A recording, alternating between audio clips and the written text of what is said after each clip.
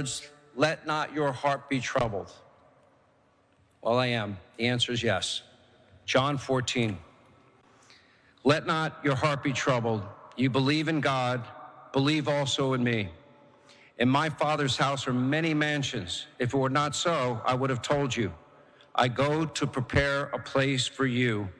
And if I go and prepare a place for you, I will come again and receive you unto myself, that where I am, there ye may be also.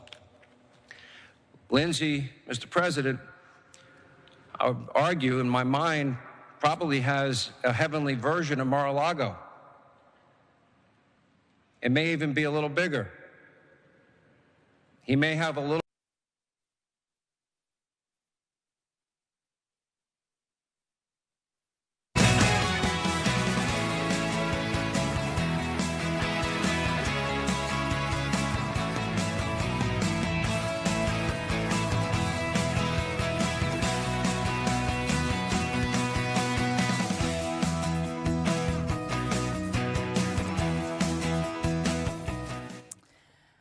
Thanks for joining us here on Fox 9 All Day. I'm Courtney Godfrey. All right, we immediately want to dip into a press conference that's happening in Seattle, Washington right now. The mayor of Seattle is addressing the public in regards to that mass shooting that happened at the Bite of Seattle Food Festival over the weekend. Take a listen. Oh, sorry. 56-year-old Ashley Whitehead, 44-year-old Carlos Israel Sanchez Villalba, and 19-year-old Junior C. Nico Sema. Except for the 19-year-old who we believe was involved in the shooting, we understand that all others who have passed or were injured were bystanders. Thank you to those who organized and attended the vigil on the Seattle Center campus last night, honoring and mourning these three individuals and all who have tragically lost their lives to gun violence in our city. I appreciated being there, being welcomed in community, including talking with people who knew the victims and connecting with fathers who have lost children to gun violence. I had a chance to talk with vendors, with youth, and others who were at the Bite of Seattle on Saturday, and members of the Seattle Center community about their experiences. I want to go off script for a moment just to share one of the most meaningful moments last night for me. Aaron Murphy Payne, who is the father of Amar Murphy Payne, who was shot and killed outside Garfield High School in 2024, spoke eloquently. And one of the things that he said was that when a tragedy like this happens, often we say, I can't imagine. I can't imagine what it would be like to be there. I can't imagine what it would be like to be a victim or to be a family member of a victim. And he said, we have to start imagining. We have to start imagining. And for me, as the mother of a 2-year-old who spends a lot of time at Seattle Center and knowing that a 2-year-old was shot, I can imagine. And I think Aaron is right. We have to start imagining because that lends this work the urgency that it deserves. To continue honoring all of those impacted by this senseless act of violence, the community is invited to gather for a silent vigil at 6:30 p.m. on Wednesday. Come support one another. Bring a flower or a written message to the International Fountain, a space for reflection, compassion, and healing. We're working with our Office of Economic Development and the Seattle Center to reach out to the vendors who were impacted by the shooting and to understand what types of support they might need. And we remain committed to working with impacted neighborhoods across our city, from Rainier Beach to the Chinatown International District and Little Saigon to Capitol Hill and North Aurora, to address both the immediate impacts and the root causes of gun violence. Yesterday, we shared that at least 2 people exchanged gunfire outside the Seattle Center Armory. One is in custody, and a second has been identified as the 19-year-old deceased man. Police believe that this was targeted gang-related violence and continue to look for other possible suspects. At the press conference held Monday at noon, I shared a little bit about our approach for dealing with gun violence long-term. We are bringing in an expert in gun violence reduction, including youth violence prevention, who will partner with our city staff and our community-based partners to strengthen our coordination and accountability across our existing bodies of work. We are also in communication with and reaching out to the National Network for Safe Communities, Cure Violence Global, the National Institute for Criminal Justice Reform, and Cities United. These are organizations with demonstrated track records of helping cities to stand up successful gun violence reduction strategies across the country. And we look forward to learning from them about gaps and opportunities to enhance our existing gun violence work. And I want to express thanks to Councilmember Rivera for the gun violence symposium that she recently organized to help to move this conversation forward.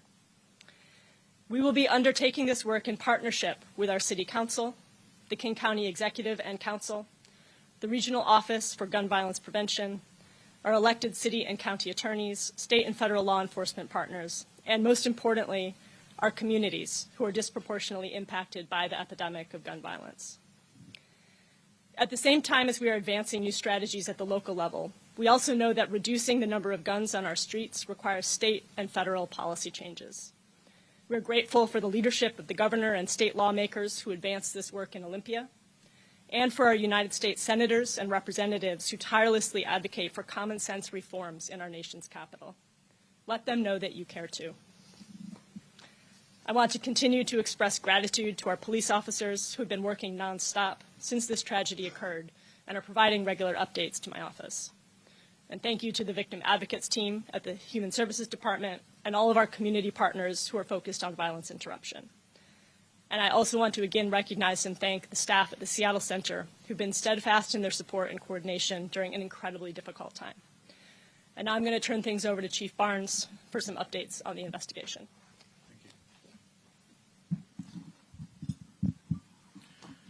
Good morning. As the city continues to grieve the loss of Ashley, Israel, and Junior, please keep the survivors of violence dear in our hearts. We remain focused on getting justice for all people involved in every aspect of this tragedy. That means we have a lot of work to do, and I want to provide you with the most up-to-date information about this active, ongoing, and dynamic investigation. We've been poring over evidence that we have recovered, and we're not slowing down. This includes video, physical evidence, photos, witness, and victim statements. We have dozens of pieces of digital evidence to review and are continuing to review that information as well as searching the area for more. Since Sunday night, we have received more than 80 calls to our SPD tip line, which is absolutely incredible. If you know anything, please call our tip line at 206-233-5000, 206-233-5000. At this point, we have interviewed all survivors and multiple witnesses, and will continue to do so in the upcoming days. Our hearts go out to the survivors, the families of victims, and our community. This is nothing short of tragedy. We've had questions concerning camera footage.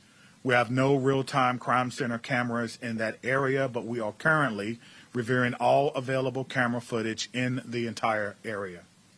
This effort is being led by our homicide detectives as well as our SPD digital forensics team. We actually have a team of specialized investigators that know how to access, find, and download camera footage.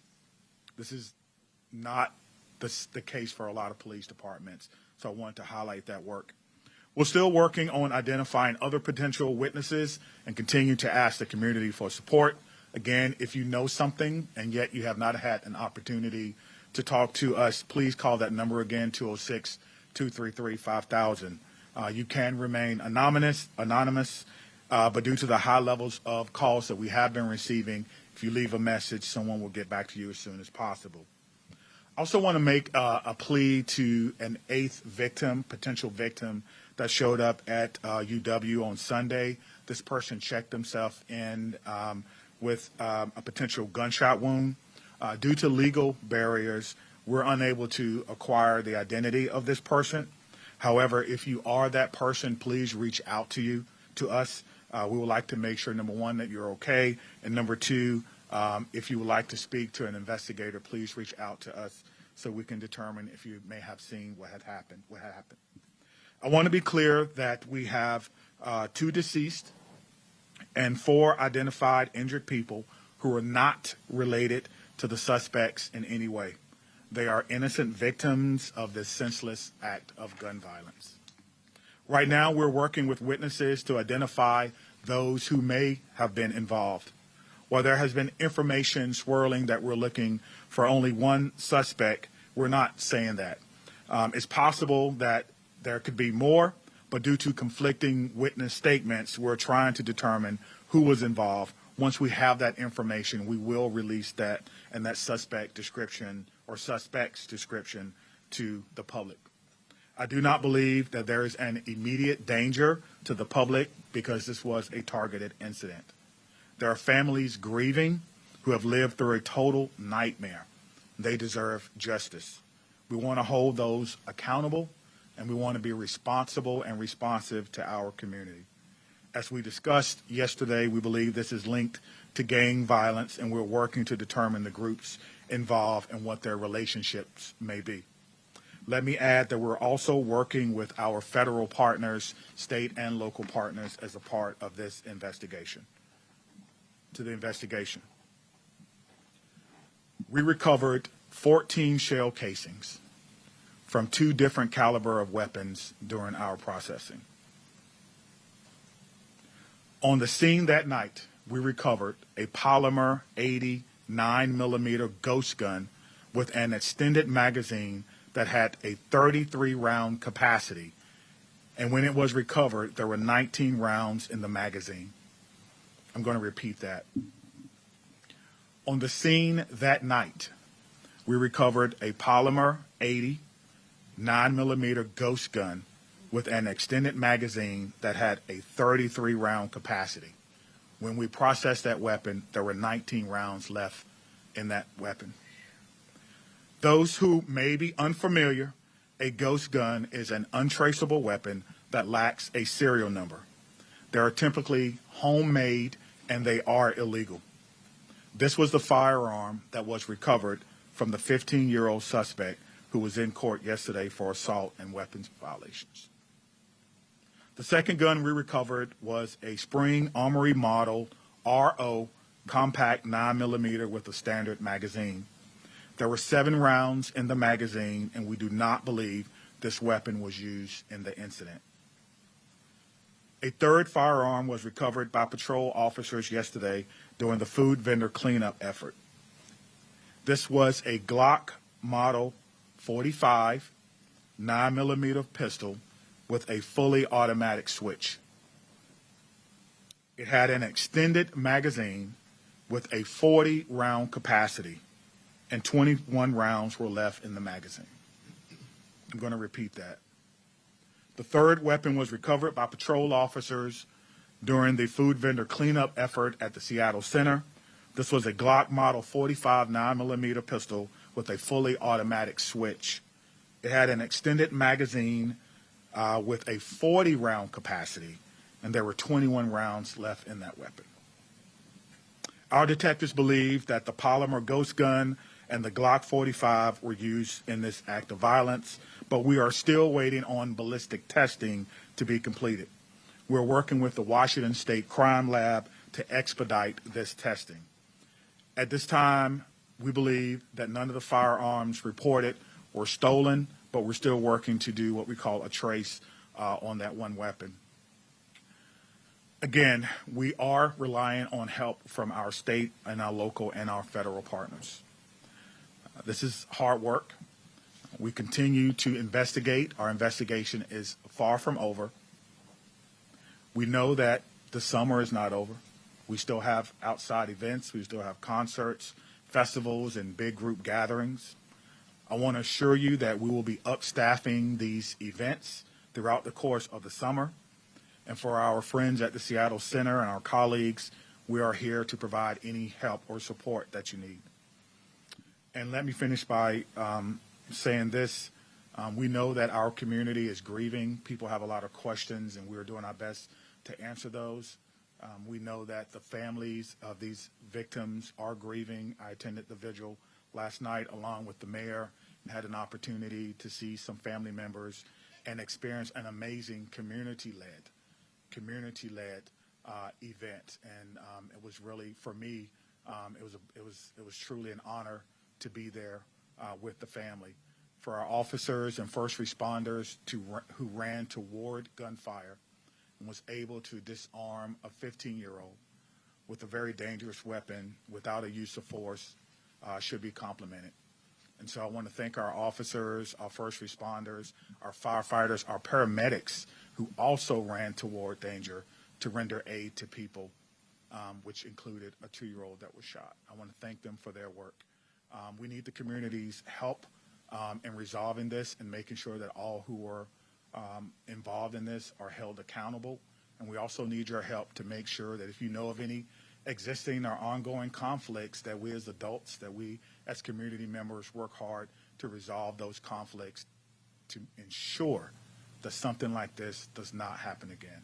I believe we can do that through the power of community. Thank you. All right, you've been listening live to the Chief of Police out of Seattle, Washington, Sean Barnes, discuss a mass shooting that happened at the Bite of Seattle Food Festival over the weekend. 3 people are dead. At least 4 others were injured in that mass shooting. We also heard from Mayor Katie Wilson, who said at least 2 people exchanged gunfire in the event, and they are calling this a targeted gang-related violence episode. Okay, switching gears to what's happening back here in our region. As we told you yesterday, cleanup is now underway across northeast Wisconsin after a powerful tornado tore through the Fox Valley Monday. The National Weather Service has given the storm a preliminary EF3 rating. It damaged homes, businesses, and critical infrastructure in Appleton and Menasha, leaving more than 30,000 customers without power at its peak. At last check, there's still around 10,000 homes without power, and officials say there are thankfully no reports of fatalities as damage assessments in that community continue. Well, and of course, after something like this happens, the community rallies together to help those who lost it all. Calvary Bible Church in Neenah has opened its doors as a place to cool off, get supplies, and just find some respite from the destruction. Senior Associate Pastor with Calvary Bible Church, Michael Hansen, joins me now. Michael, thanks for coming on the show. Yeah, thanks for having me. First of all, how are you all doing? How is the community doing today? Yeah, really just in shock. I mean, you see this happening other places and don't expect it to happen in your hometown. But through that shock, the community is responding with abundant generosity. We're seeing that amazing ways, at least at our church location and hearing it elsewhere as well. Yeah, it truly is amazing to see the community come together after tragedy. What are the needs that exist in that community right now? I just mentioned more than 10,000 homes, of course, are still without power. But what are the needs beyond the need to get a little break in the air conditioning? Yeah, I mean, we're going to find out the needs and have more clarity as the days come. But right now, we're just kind of preparing. We're gathering supplies, hygiene products, water, non-perishable food items. We're just getting ready to go out into the community. We don't have access to some of the hardest hit regions yet. So we're in a little bit of a waiting phase there. But then there are a number of churches in our area that are helping provide shelter and are partnering with some of the disaster relief agencies that are making their way to our area. You know, we've seen some of the video, Michael, but can you just tell us what you're seeing on the ground as far as the destruction? Yeah, I mean, I had a number of family members right in the path, and you know, they say it's that classic sound of a freight train during the storm, and when all is said and done, it's just total destruction. But it's debris everywhere, trees down, hitting homes, and I mean, some people really facing with extreme destruction. So right now we're still trying to understand what all has occurred and where the needs are. And as a church, the best thing we can do is just prepare. And so we're welcoming the community in to either donate or to pick up supplies to get what they need in this moment. What made you want to open your doors, and how did you mobilize so quickly? Yeah, I love that question. I mean, what made us want to open the doors? We're a community of believers in Jesus Christ here, and that's what Jesus would have done. And so we're trying to follow his example and just show people the hope and love that Jesus offers. And we love our community. I mean, this is the Neenah, Menasha, Fox Crossing community is really a special place, and we hate to see it go through such tragedy. The only thing I can say about opening the doors up and getting things moving quickly is it's really the community to credit. People calling us, reaching out, and just a number of connections were made from honestly random phone calls and texts. And we were just willing to say yes to trying to make these things go forward. Well, that is absolutely beautiful. You guys, I am getting some noise from the video behind me. So if you could turn that down, that'd be great. Can you just talk to us about the need immediately in Neenah? I mean, do you have any parishioners at your church? Oh, I'm hearing that we're putting the interview on hold for just a moment as they turn off whatever video is playing in the background. And then we'll get Michael back. Of course, Michael is the senior associate pastor at Calvary Bible Church, who's stepped in to help. They're providing free supplies to anyone who needs it. They've also opened their door just as a place where people can come in and cool off, as more than 10,000 homes are still without power in that area. Michael, now that I have you back, do you know of any parishioners at your church who have been impacted beyond losing power? I mean, you know, we know that businesses were destroyed. We know homes were destroyed. Do you know if any of your parishioners were some of those victims? Yeah, I mean, thankfully, our church community physically safe, so no significant injuries. We do have a few congregants that have substantial damage to their homes. It's not livable. We even have a few people who we can't get access to right now and are attempting to reach. So still, you know, a very active situation and trying to assess how people are doing. We've got a team of our congregation that are simply just making calls to as many congregants in that area to check in and see how they're doing, and trying to get teams to people where we can to clear the rubble and make sure they're okay. So many people can feel helpless in these situations. If people watching want to help, where do you suggest they go? Yeah, a number of places. Number one, if you need shelter, Christ the Rock church is the place to go. If you're looking to help, come bring donations to our church. We're open throughout the week, receiving water and hygiene items and food. Also things just like bins so people can collect their personal belongings. If you're looking to donate funds, I also recommend Appleton Alliance Church is hosting Samaritan's Purse. That's a great place to donate. They're going to do great work here.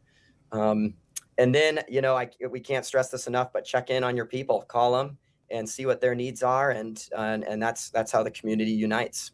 Well, I hope that you're able to connect with those individuals that you guys have still not been able to make contact with. And all my thoughts are with your community during this difficult time. Michael Hansen, a senior associate pastor with Calvary Bible Church. Thanks for coming on the show. Yeah, thanks for having me. All right. Pretty amazing to see the community come together, as Calvary Bible Church is one of many that have opened their doors. They're handing out donations. They're offering a place to go, as more than 10,000 people in the Winnebago County area are still without power. Many homes and businesses destroyed, as the National Weather Service believes this was an EF3 tornado that hit yesterday around lunchtime. We're going to take a quick break, but when we come back, we're going to hear from a business up in northern Minnesota that is finally able to get back into their location after evacuation orders were lifted, which means they'll be opening up to tourists once again. Stay right there. That conversation's after the break.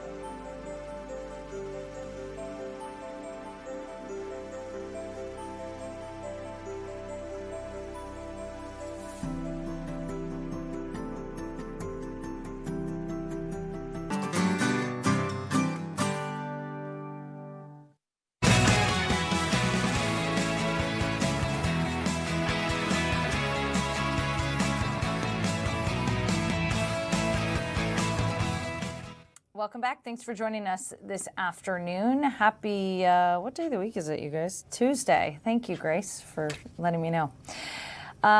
Let's cover some more headlines because we've got a lot to cover today. After weeks of wildfire closures, part of the Boundary Waters canoe area is reopening. Beginning Thursday, the U.S. Forest Service will allow overnight camping and travel through 41 entry points in the central and eastern portions of the wilderness. The reopening gives visitors access to about 39% of the Boundary Waters, while areas impacted by wildfires remain closed. Funeral services have been held today in Washington for longtime South Carolina Senator Lindsey Graham. World leaders, lawmakers, and political rivals gathered at the Washington National Cathedral to honor the Republican, who is known for his influence in U.S. foreign policy and decades of bipartisan deal-making. Graham died July 11th at the age of 71. And Vikings training camp gets underway in Eagan today. Veterans were reporting to TCO Performance Center with all eyes on the position battles, new additions, and of course, players returning from injury. Fans can watch the first open practice beginning this Saturday as the team starts preparing for the 2026 season. Producer Grace Henry is going to join me today and help me out along the way. Grace, I have to tell you, I don't know if you noticed, my skin is absolutely glowing today because of the face mask that you recommended. Thank you. That's okay. That's okay. It's Tuesday. We have a lot of things to cover. Our minds are going a million miles a minute. That's right. We went to the Asia market in Prairie, and Grace exposed me to the Korean skincare aisle, and my life will never be the same. I'm looking. Your monitor's here. The camera's here, so I'm looking. It does look. Your skin does look extra glowy today. I'm glad it didn't break you out in hives or a rash or anything. I never would have forgiven you. So, you never would have forgiven me. You would have had to go get a very expensive facial to fix it. But your skin looks Instead, perfect. I'm thinking about going there after work and buying 5 more. You know, they have everything there that I mean, skincare, makeup, you're going to spend money on things that you need, but also that you don't need. If you go, I'll send you my list too, and you can just pick up the face masks that I need as well. I will be the skincare savvy, I don't know. The skincare connoisseur, yeah. I mean, skincare connoisseur. One of these days we're going to do like a skincare segment. I know yesterday Dr. Maddie did a great job talking about all the Sephora kids and everything, and it is really interesting. I mean, I have a little sister who's 13, and I know all about. I mean, they're using products that have retinol in them and just crazy things that are not good for teenage skin, not even like preteen skin. Yeah, if you missed our segment yesterday, it's up on our YouTube channel with Dr. Maddie Gagnon. She always has great advice on how to talk to your tweens and teens about these things, but pretty wild to see studies showing that the rise of these Sephora kids, so these kids who are being influenced by beauty influencers on the internet, is leading to an increase in emergency room visits. Crazy. When she was talking about fake eyelashes on 12-year-olds, I was like, say what? I know. I can't even get a fake eyelash on my 39-year-old eyelid. So how are these 12-year-olds doing it? I don't know. I mean, I think a lot of it is TikTok and social media, but my little sister, she's a dancer, and so they grow up going to these dance competitions and just like layering on the makeup, which is okay every once in a while and you're doing it safely, but of course not for every day. But I will say on our adult skin, these Korean face masks, they work wonders. Love it. Shout out to Korean skincare. And it looks like we have our next guest on the line, so I'll get him pulled up. Okay, great. Thanks so much, Grace. And like we mentioned, of course, we'll continue to talk about the cleanup that's happening in Wisconsin today after that predicted preliminary EF3 tornado touchdown there. Meteorologist Erica Mrazek is going to be in just about a half an hour to kind of break down how they come up with these ratings and what it all means. But in other news we are following, weeks after those wildfires have started, some evacuation notices have been lifted. So individuals are getting back into their homes and businesses. So many of these businesses have been out for more than 2 weeks. I can see the live shot in my other monitor now, and it looks sunny and blue skies there now as evacuation orders in many areas have now been lifted. Latourell's Resort and Outfitters is one of those businesses, and owner Bob Latourell joins us now. Bob, thanks for coming back on the show. Thank you. So what's it like to be back at the lodge after 2 weeks away? Of course, a lot of stuff to do here yet to get ready, but we do have a few folks starting to trickle in, and yeah, looking forward to helping folks come back and get back to what we're doing. I'm curious if anything has changed or what goes into, cleaning the place up and getting it ready for guests to return. We have to turn some hot water heaters on, and all those type of things logistically and so forth, and just kind of get back into it. And there was a few things we had just left as is, cleaning some cabins and so forth. But yeah, we're trying to get ready, and hope we can get more full speed sooner than later. You had to cancel reservations when the evacuation orders went into place, and then you've had people cancel on you because they've seen the news and they're worried about the conditions up there. So now that you're allowed back in, people are now seeing the blue skies behind you. How are you preparing to welcome guests back? What goes into that? Right now, we've got a lot of preparations with just kind of trying to keep track of the Forest Service's the orders where they're opening different areas and so forth, and seeing what we can do for our customers and areas which we can go into and get them what they're looking to do. And so that's kind of an evolving liquid situation still. So we're trying to be a part of that as much as we can. And we have discussions with them fairly regularly, but again, trying to do what we can to be ready for folks when we're able to. Yeah, you just mentioned you guys are outfitters as well, not just a lodge. How does the reopening of the Boundary Waters, I believe now about 39% of the Boundary Waters is open now to visitors. So how does that impact your business, and how are you preparing to send people back out? Well, it's a good first step for it. It's not so much our area that has been reopened, so that's we're anxious to get our unaffected areas open as well, hoping that happens sooner than later. We're happy for our friends to the east and south of us that are having some of their folks being able to go in here soon. And again, we hope we're not too far behind them. Yeah, you are there on Moose Lake, and there is a BWCA entry point on Moose Lake. Are you getting any insight as to when and if that entry point might be reopened?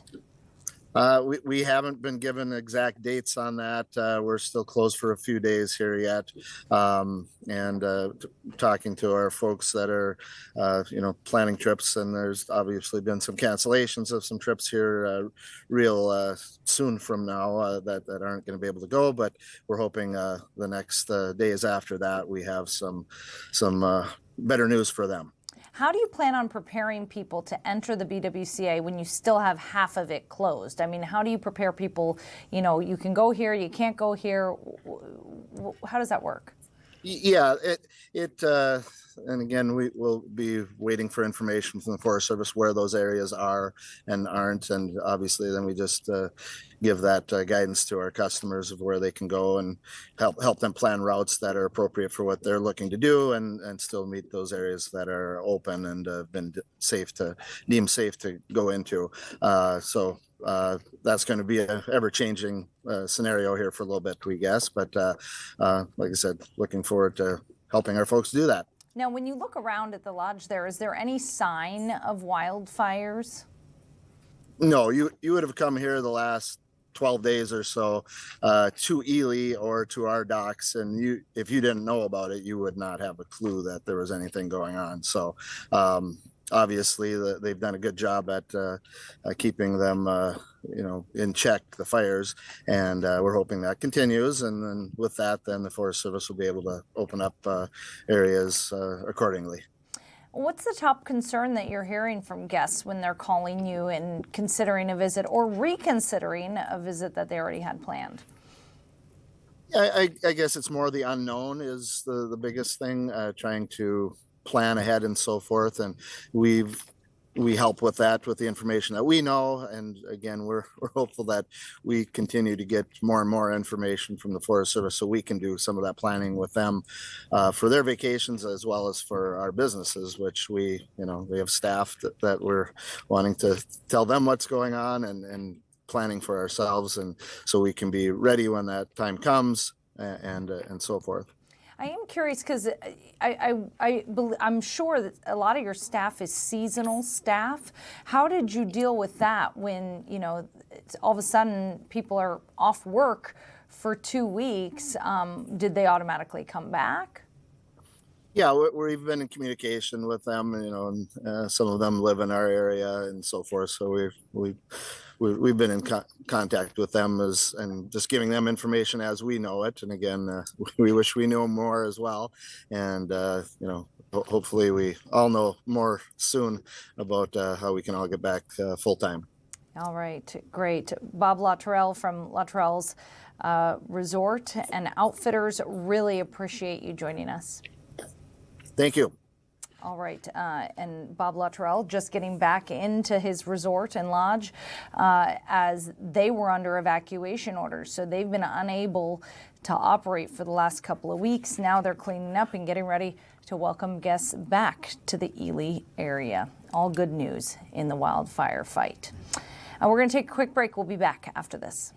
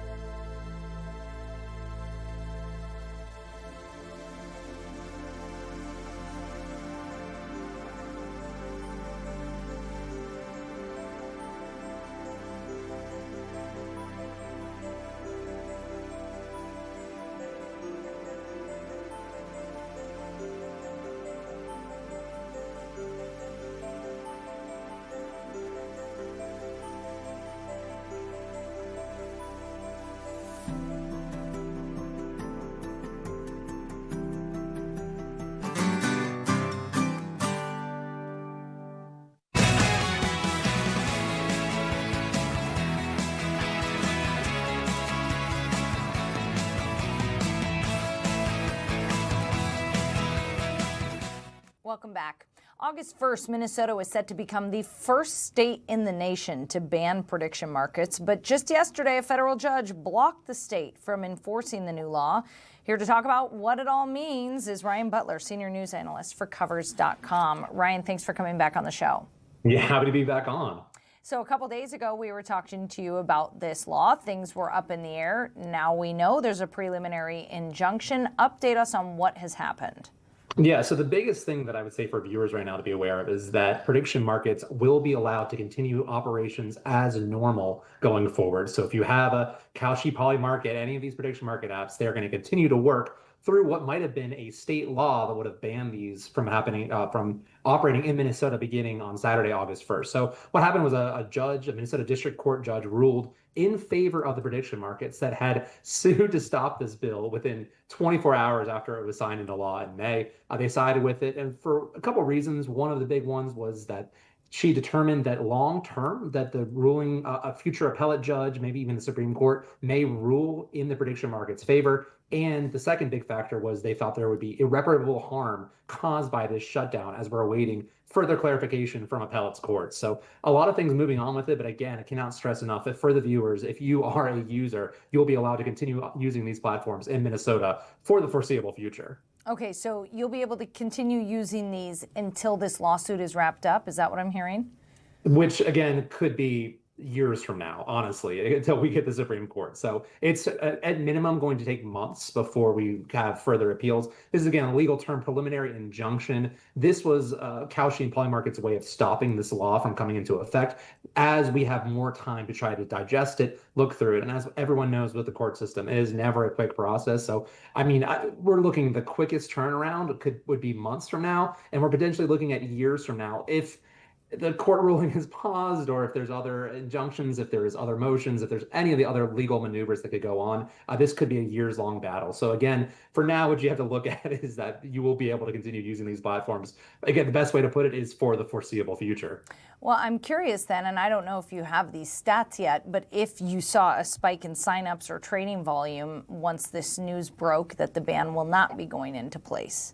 So it's hard to get that at the granular level, at the state specific level, like Minnesota, if there was a big impact on it, and that information isn't necessarily disclosed publicly. I will say what's interesting is that in the court filing, Kalshi, which is the largest prediction market operator right now, said that there are 90,000 Minnesotans that have used or have active ballot accounts right now, which is about 1 out of 65 people in the state, which is an interesting way of looking at it. So there was absolutely an interest there where we're closing in on 100,000 users with that. And then with them, they had traded millions of dollars of contracts that were outstanding. So it's both, it depends on how you slice it. But if you look at close to 100,000 users, that is both a small number, but also a big number. And so we can see that. And in the meantime, users in Minnesota will be allowed to continue signing up. Again, it is based off your physical location, not your state of residency. So anyone who is in Minnesota will be able to use these. Again, the big thing with it, and kind of what ties all with it, Minnesota is one of only 11 states left that has no form of legal sports betting.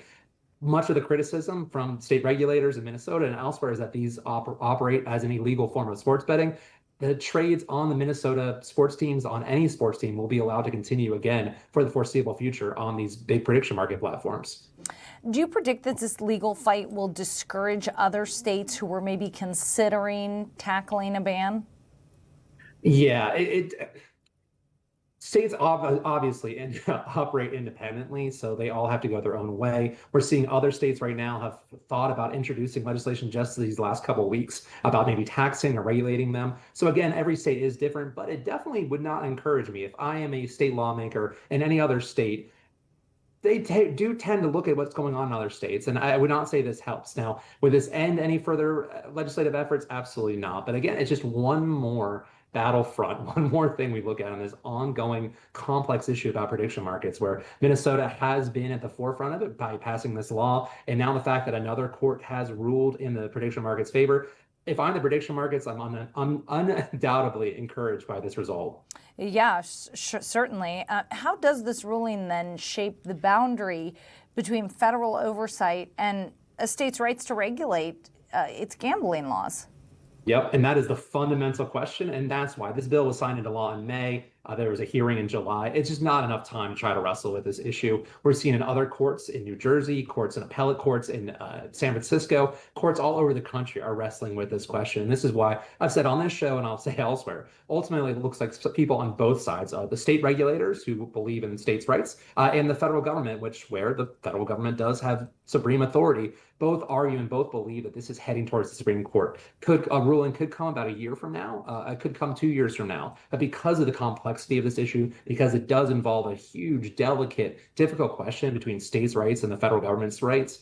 This is why it's probably heading there. And again, we've seen how long it will take just at the state level to get these things resolved. The Supreme Court moves even more slowly in most cases. So it could be a long time coming. But again, a really just from a purely legal perspective, it's a very interesting question. Yeah, I mean, and I'm also curious if these prediction market platforms maybe will be putting more funding into their lobbying efforts, especially in these states that they think might be considering something like this. Do you predict that they'll be increasing their lobbying efforts in those states?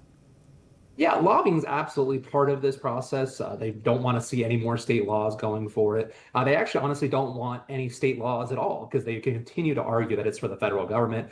If I was the prediction markets, any lobbying dollars for his lawmakers would probably go to the Congress for maybe a favorable law there, but it seems unlikely that Congress is going to act, even though Congress has introduced several pieces of legislation that could impact prediction markets. Really, all efforts right now are going into the courts. So this is ultimately going to be the deciding factor, even if all 50 states pass laws regulating, banning, taxing, whatever they want to do with prediction markets. And even if Congress, even less unlikely, passed a law that in some way regulated them, it would still go to the Supreme Court. And so that's where I think all attention needs to be focused on. Minnesota's was a very interesting test case. It was a sign of kind of the idea of states' rights versus the federal government, like we talked about. Right now, it is a small victory for the prediction markets, but it's still just part of a very large battle that ultimately we think is going to have to be determined by the Supreme Court. Can't users get around the ban even if it did go into a place? Can't they get around it by using a VPN? So yes, technically that would be illegal. That would be in violation if that had gone into effect. We've seen this in Nevada where it wasn't a ban, but a court there has ruled in favor of Nevada regulators, saying that cow, sheep, poly market have to cease operations. We call it geofencing technology, which is used actually by sports books, used by a lot of companies. It's used on your phone. It's really a fascinating technology that looks and can track all of this very accurately. So that would have gone into effect. If you were to use a VPN, that would be against the law. And I would absolutely not have recommended that for anyone to try to do. All right.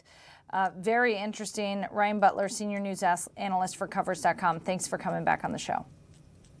As always, happy to be here. Yep. All right. That was Ryan Butler from Covers.com talking about a federal judge just this week blocking the state of Minnesota from enforcing a new law that would have banned prediction markets in the state. So as Ryan just said, that ban will not be going into effect anytime soon due to that preliminary injunction enforced by the judge. We're going to take a quick break. We'll be back after this.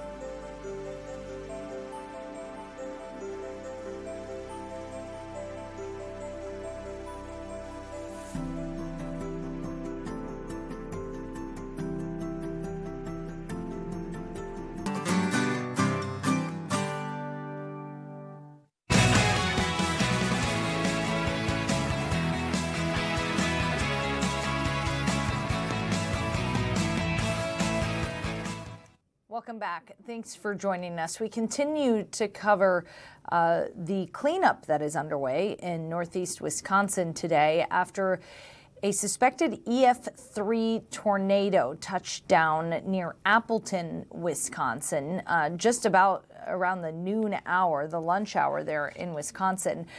Earlier today, we heard from officials in that region updating on the cleanup efforts and where things stand. Take a listen. And there are going to be many days of uncertainty as we navigate this through, but what's important is that we do it together.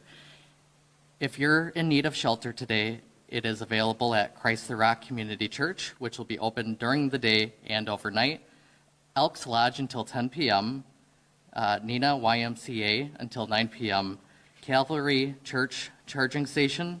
Cellcom is also deploying cell booster and charging station at the Fox Cities former UWO and the Shopko Plaza. The Nina Library is offering free lunches from 11:30 to 12:30 for adults and kids today and tomorrow. Nina did, however, experience our share of damage. Our teams are clearing streets as quickly as possible. Some of the streets remain impassable because of downed power lines, so We Energies is working diligently on that. I would just ask for everyone to have just a bit of patience and grace as we go through and try to address as many concerns as possible. But I will emphasize that it will take time. There's just been a lot that has gone on throughout the community. I also want to emphasize that the water in Nina is safe for drinking. So I know there was some questions in regards to whether or not there was a boil notice. There's not a boil notice, so you are safe to have those. One of the most frequent questions we get is access and how do people get back to their homes to assess the damage and begin the recovery. We understand that instinct, but we want to ensure that this process is done safely and in as orderly fashion as possible. However, for the next several days, there will continue to be a curfew from 10 p.m. until 5 a.m. This curfew will be established for the city of Menasha, along with the east side of the village of Fox Crossing. So if you reside in the village of Fox Crossing, east of the Fox River, that curfew will be in effect for your residents as well. We ask for your patience while we get the power restored in our community. It may take some significant days in order to do that. We have called in mutual aid, and we have crews from over 11 different communities that are assisting us in those efforts. Our high priority is to do this restoration safely. We have transmission lines as well as distribution lines down in our community. We currently have a large presence in the Broad Street, First Street, and Second Street area between the Racine Street and Jefferson Park. This area is a priority because we have a need to get our primary line restored in order to feed our city. There is a police presence there to try to keep the community out and to keep everybody safe. While we do that, we have to get those power lines cut down and the poles removed. Water is still okay to use for bathing or showering and doing laundry if you're able to do that. But for drinking water and washing dishes, it is advised to please boil your water for at least 1 minute before use. Again, if you are able to do so. If you are not, please utilize bottled water. Bottled water can be accessed at the Piggly Wiggly store in Menasha off Midway Road, or will be available at the Winnebago Fox Cities campus, also in Menasha off Midway Road. All right, you were just listening to snippets from a press conference that was held earlier today in the Appleton, Wisconsin region. Officials addressing the current status there as more than 10,000 homes are still without power. A state of emergency declaration was prompted, as well as a boil water advisory. As of right now, the National Weather Service says that they believe this was an EF3 tornado. So that's the preliminary level that they've given it. They say that it touched down yesterday around the noon hour and that it tore a 12-mile path through western Appleton into downtown Menasha. Here's some video of the destruction that was done. Just incredible that no one was killed and no serious injuries have so far been reported. No missing individuals have been reported. All good news that officials say is because this tornado hit in the middle of the day. They believe that's why they don't have more missing people reports or any fatalities. But like I said, the tornado went through western Appleton into downtown Menasha before dissipating over Lake Winnebago. Just incredible. They say that this storm packed estimated peak winds of 140 to 145 miles per hour and expanded to a massive maximum width of 1,500 yards. That's nearly 1 mile wide. And it remained on the ground for around 26 minutes. A lot of people reported being caught off guard because they didn't get a ton of advanced warning before touchdown. But the broader storm system also generated hurricane force straight line winds, grapefruit-sized hail up to 4.5 inches in diameter, and that was really across that region in counties like Shawano County as well. But there you go, a little update on the tornado that hit the Appleton area yesterday. We are going to be getting a live report from one of our colleagues at Fox 6 in Milwaukee. We're going to hear from her just after this break. Stay right there.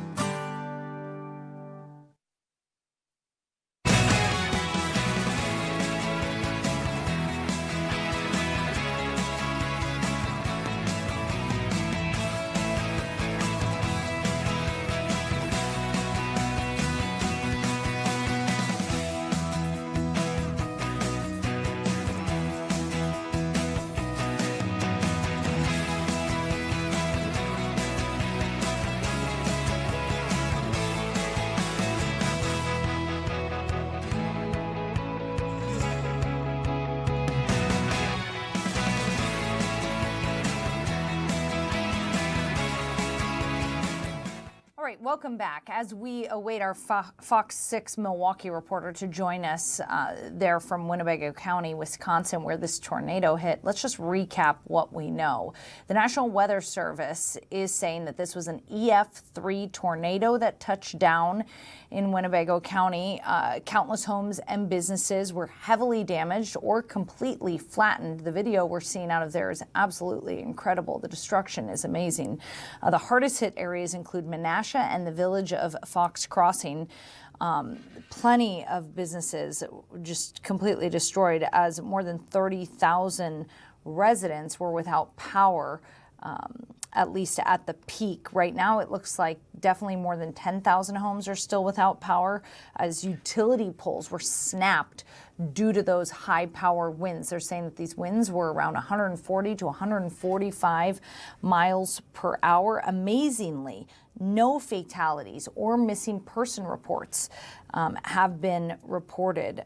While several injuries have occurred, local police say the number is remarkably low, and they credit that to the storm striking at midday on a Monday. So not a lot of people were home. They were out and about. They were alert to hear the sirens and get to safety. However, we have heard from several people that they did not feel like there was much advanced warning. We do know that there was grapefruit-sized hail up to 4.5 inches in diameter, and that the tornado remained on the ground for around 25 minutes and tore a path of about 12 miles. Absolutely incredible. I hear that Christina Van Zelst is ready to go, so let's join her on to the show. Fox 6 Milwaukee reporter Christina Van Zelst. Christina, thanks for joining us. Looks like complete destruction behind you. I mean, what are you seeing on the ground there?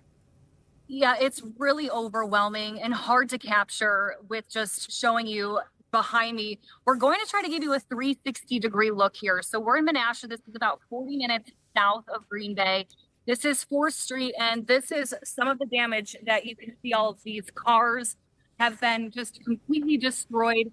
And to give you that 360 look, if you turn, we're going to turn the camera this way, where you can see some of the businesses that were damaged. And we're standing in a parking lot that seems to be kind of the hub for a lot of these tractors that are picking up some of the trees and debris in the roads. But if you look in the distance there, those trees are very just devastating to see. And that's also a neighborhood where a lot of the homes have been destroyed from this tornado. So the destruction here is truly heartbreaking, and it's everywhere in Menasha. Anywhere you look, there is some sort of damage, and people here are just starting to pick up the mess. People are in good spirits, though. The one positive thing that we've learned talking to people in this community is they're grateful that nobody was injured. Everybody was able to take shelter correctly. And that is the silver lining, if you will, from Menasha today. There's a lot of community efforts of people helping, bringing water bottles, and there's also a boil advisory here in Menasha. So it's truly overwhelming, the destruction here, but people do seem to be in somewhat good spirits, just knowing that nobody was injured in the storm.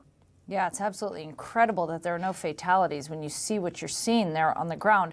And what I'd like to point out, when you showed that shot of the skyline there, the trees are completely debarked, which is a stunning visual of just how strong this tornado was. They're saying 140 to 145 mile per hour winds, grapefruit-sized hail. I know that you've talked to people there who lived through this. What are they saying it was like when that tornado actually came through? What were the sights and sounds they're describing?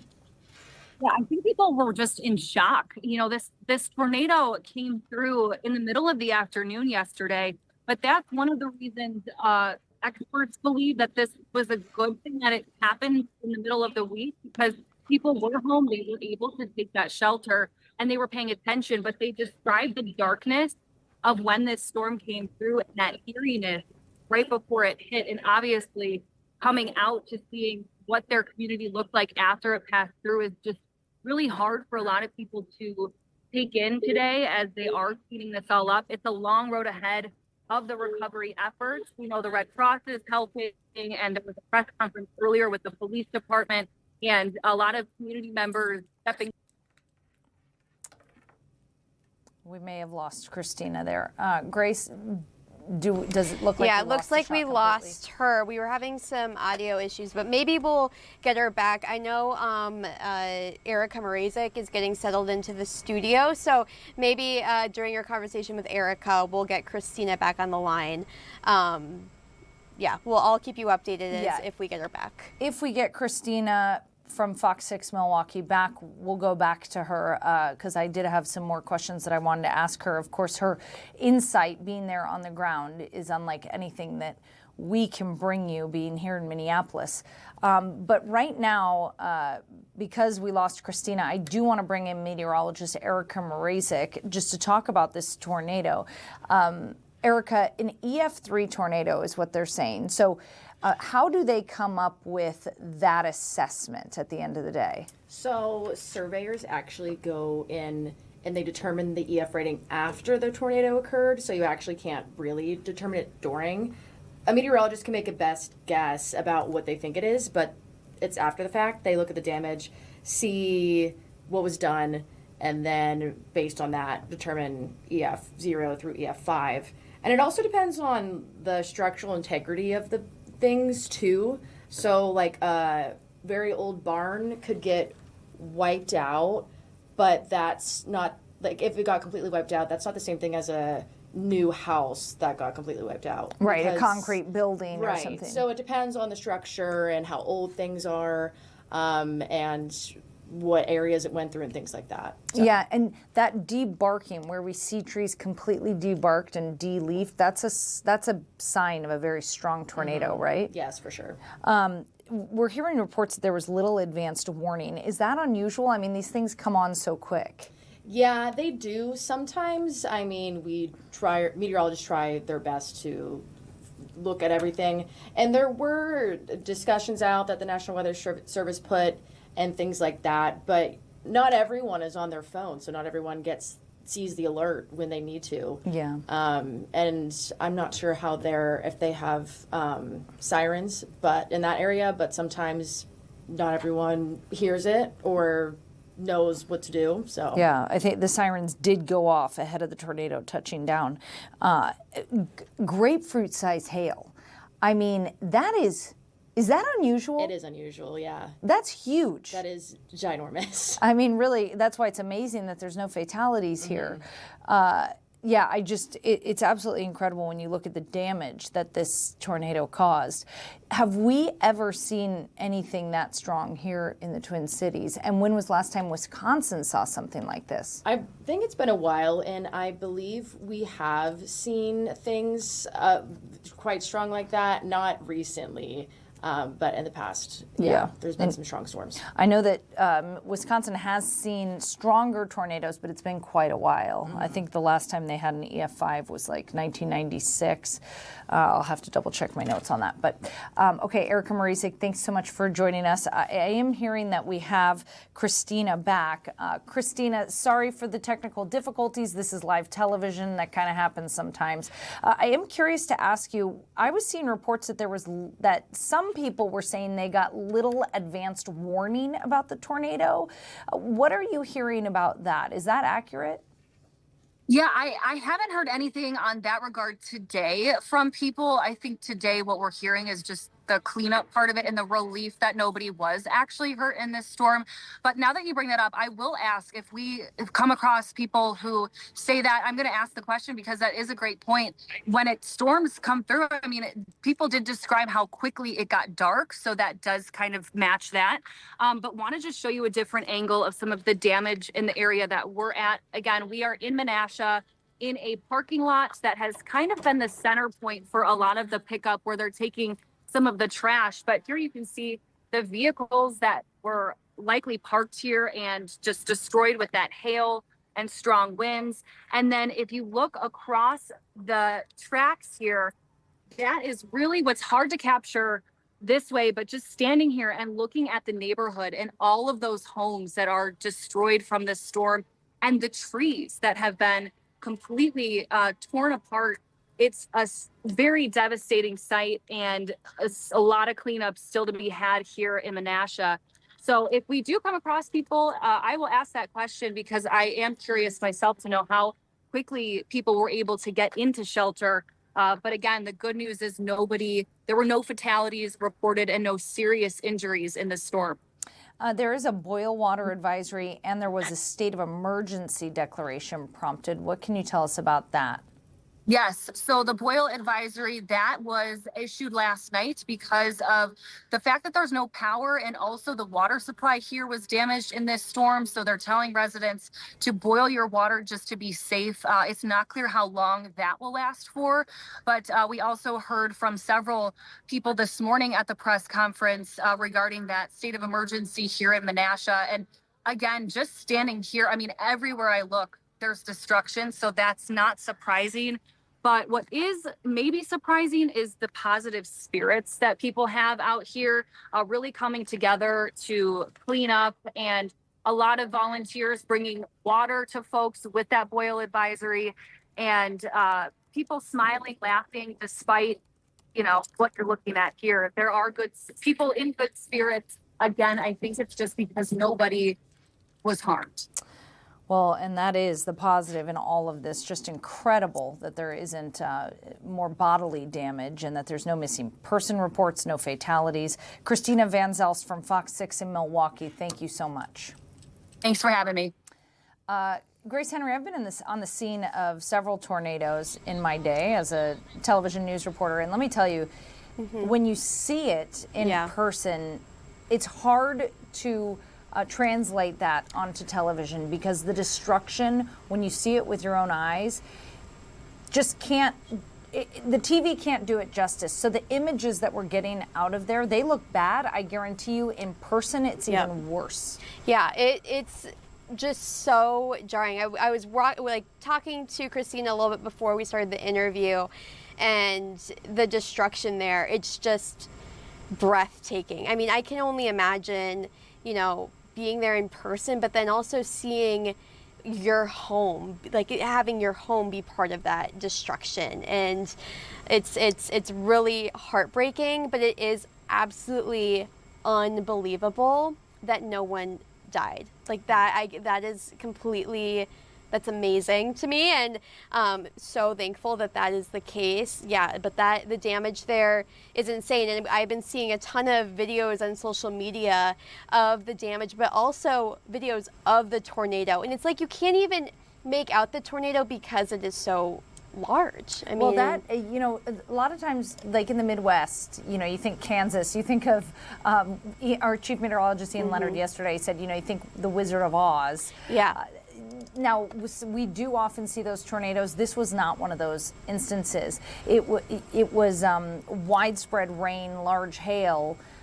So I think that, at first people weren't sure if there was actually a tornado that touched down because there wasn't an obvious visible spiral that they saw in the air. They just saw rain and hail and the damage and the darkness, and this.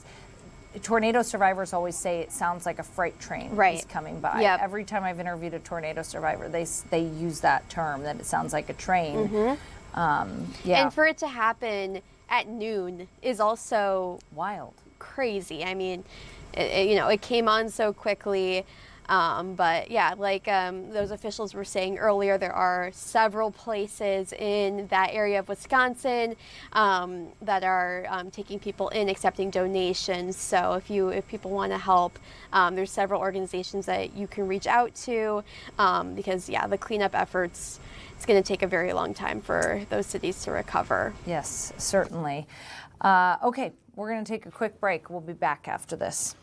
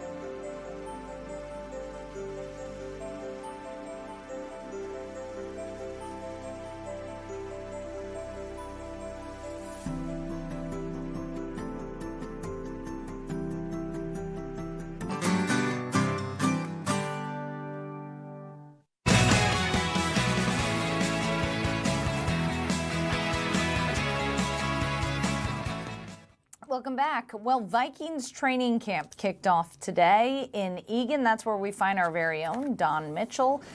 Hi, Dawn.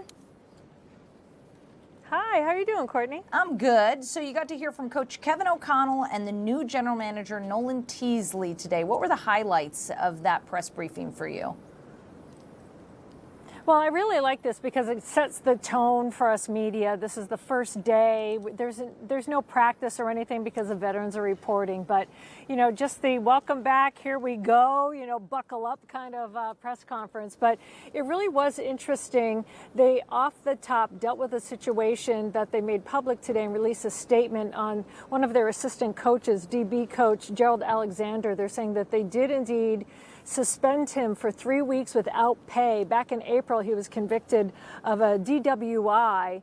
And there's a process, as you know, being in news for many, many years, even now, that there's a process that goes through all the legal systems. So once that is taken care of and he was convicted, they decided that they will suspend him without pay for 3 weeks, but will happily welcome him back. They said that he understands the gravity and how disappointed they are, but he will be back after those 3 weeks. But moving to brighter news, they did also say that Brian O'Neill, you know, the stalwart, big smiling guy on the offensive line, signed a 4-year, $96 million contract extension. So BO is back. So on the eve before they hit the field, it's nice to know that that is all shored up as well. So just that kind of stuff. And they also talked a little bit about the quarterback situation, which I know you and I have talked about ad nauseum, but get ready because that's what we're going to be talking about all training camp long. But they dove into a little bit of that as well today.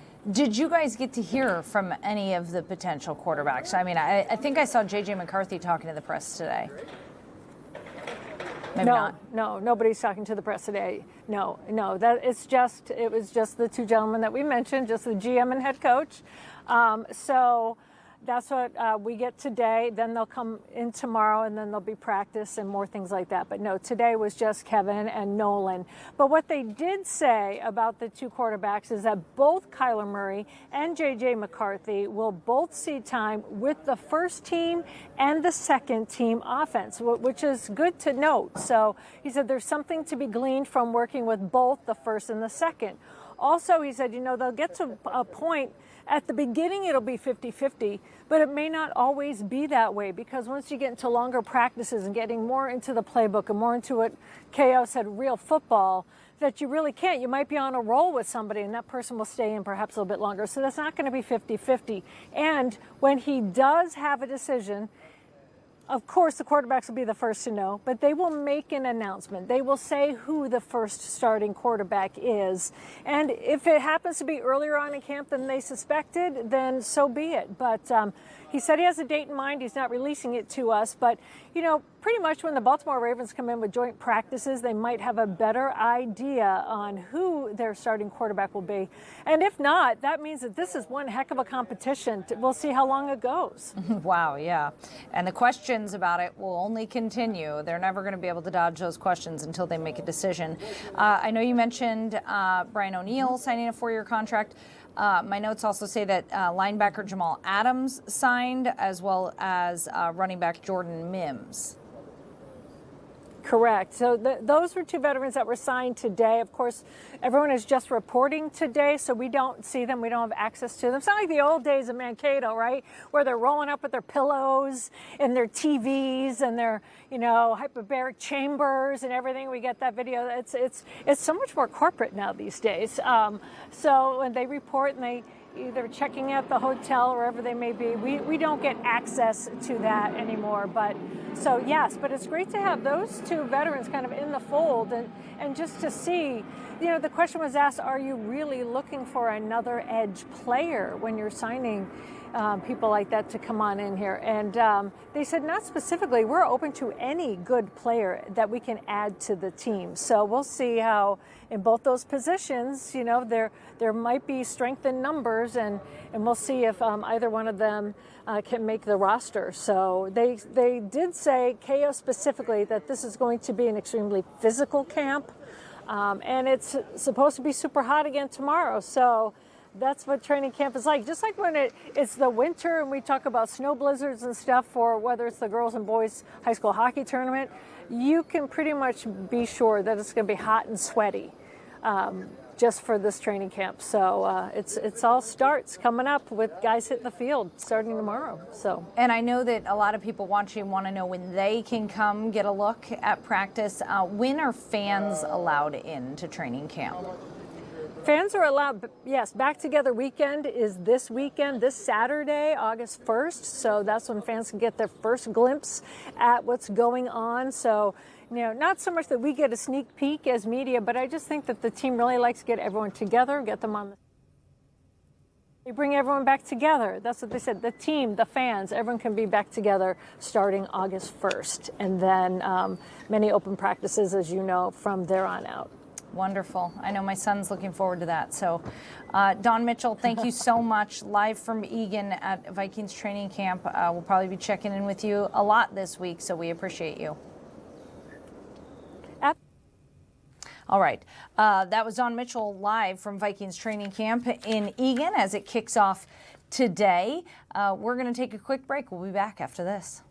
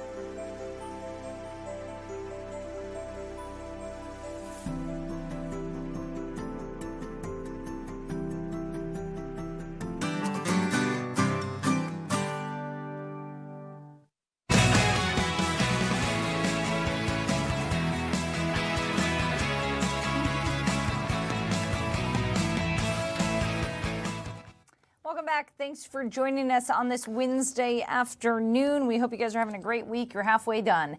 I want to bring in my producer, Grace Henry, because we got some things to talk about, Grace. Yeah, we sure do. Every day we've got things to talk about. We love to gab, don't we? We love to gab. So Americans are drinking less alcohol. According to a Gallup poll, the percentage of U.S. adults who consume alcohol has dropped to a record low 54%. Wow. That is the least amount of people drinking, according to Gallup, in their 90 years. Wow. Of recording this. I mean, this is like Prohibition era. I mean, seriously, 54%. That number is pretty jarring, but I'm sure that number comes from Gen Zers who aren't drinking. Yes, so they're saying that people your age are not drinking as much, that the sober curious movement has taken over Gen Z. So people in their 20s aren't drinking as much as those of us in the older prior generations. people. Yeah, born in the 1900s, as we like to say. Right, yes. If you were born in the 1900s, apparently you drink a lot more than those who were born in the 2000s. Yeah. As a Gen Zer myself, like, I don't drink a ton. I mean, definitely in college, you get up to some partying and drinking more, but I don't know if it's because of the more accessibility to drinks that contain THC. Yeah. There are a lot more. I mean, every bar that you go to nowadays have mocktails listed. Now they're like $15 mocktails. So I've never bought a mocktail at a bar because it's like, okay, why am I spend $15 on juice? But there are options out there for people that are sober curious compared to in the past, where I feel like there weren't as many mocktails on the menu, and like THC beverages have become a lot more widely available. Well, I feel like there's just a lot more talk amongst my generation around like how bad alcohol really is for your body. Right. Yeah, and that's what they're saying, is that young people are just more aware of the health impacts of alcohol, and that people are more health conscious. Yeah. So they want to avoid alcohol. 2/3 of drinkers note that alcoholic beverages have become noticeably more expensive. So that's also playing a role. You mentioned the $15 mocktail. Yeah. I mean, go to any restaurant and a cocktail costs at least $15, usually $18 or $20. Yep. But also women saw a sharper decrease. So more women are choosing to lay off the booze. That's really interesting. And I feel like, I talk to people that are a little bit older than me that maybe just had a different experience in their 20s, where, I feel like a lot of my generation aren't going out as much in the evenings. Like, there's not as many people going, quote unquote, clubbing as I feel like they were used to. You guys don't go clubbing? We don't really go clubbing. I mean, Kara, do we go clubbing? I mean, sometimes, but it's not in every weekend. I'll speak for myself. It's not often. I was up in the club. See, in my 20s, and I feel like there's not Gen Zers who are doing that. And low key, Courtney, I wish we were a little bit more fun like you millennials, like going to the club, dancing. Oh, I don't know. I'm lucky I made it out of there alive, Grace. I'm lucky I'm alive today. Well, I went to the University of Arizona, and I have no idea what I learned, but I had a good time. Well, look at you now. You've got your own TV show. Look at you, though. I made it through. Mm-hmm. In other news, there's a new Spam-wich that's hit the market. I did not try it. I think you did get a taste of it today. Well, I did not. I am gluten-free, so I cannot eat a sandwich. I saw it out there, and I totally would have taken a bite if I wasn't gluten-free. But I like Spam. I'm not against this. One of my favorite snacks actually is Spam musubi that you get in Hawaii and on the West Coast. Spam and rice wrapped in seaweed. Absolutely delicious. This is the new Spam-wich breakfast sandwich at Quick Trip. Yes. Producer Amber over in our earlier hours of All Day loves herself some Quick Trip. She even has some Quick Trip earrings. So we should have brought her on to talk about this. Yep. So there's the classic breakfast Spam-wich, fried Spam slice, melted American or cheddar cheese and egg, served on toast in a toasted English muffin, croissant, or bun. That sounds great. Or a Cuban with Swiss cheese. Looks like pickles. they have a Western omelet Spam-wich. Hey, I am down. Can't eat the bread, but I'm down. For those who can eat bread and partake, I think this is great. Let's make Spam. They're $2.99 at participating Quick Trip locations. So I love that. I think Spam gets unnecessary hate. I think it's delicious if it's cooked properly. Now, I'm not going to eat it right out of the can, but hey, no shame in that game. $3 for a breakfast sandwich? I wouldn't know because I'm a vegetarian, but I have heard if you don't mind, salty, really salty, high sodium, that it's delicious. It can't be. In my opinion, I don't think of it as any worse than bacon or anything like that. So there you go. Well, I guess neither one of us will be joining a Spam sandwich. You're gluten-free, I'm vegetarian. We really are not the people to talk about this. Let's be true. I was in Quick Trips, I think on Facebook, I was in their comments. People were saying, okay, well, now that you have the Spam-wich, you got to bring the Spam musubi with the rice and the Spam and the seaweed. Now, that's something I would really enjoy. So, Quick Trip, if you're listening, let's just, Let's make more spam things that are gluten-free and accessible for people. Gluten-free spam I don't think that I don't think the spam and rice. I don't think that gluten-free options are the top of the list for Quick Trip. Courtney. But you never know. You never know. If we petition hard enough, if I get Courtney Godfrey's signature on this, maybe Quick Trip, they'll listen to me to get some more gluten-free options in the. I wish that carried some weight, Grace, because if it did, we would have all kinds of vegetarian options in our own little cafe here at Fox 9. Instead, we have a whole lot of ham, a whole lot of turkey, and not a single vegetarian option. Oof.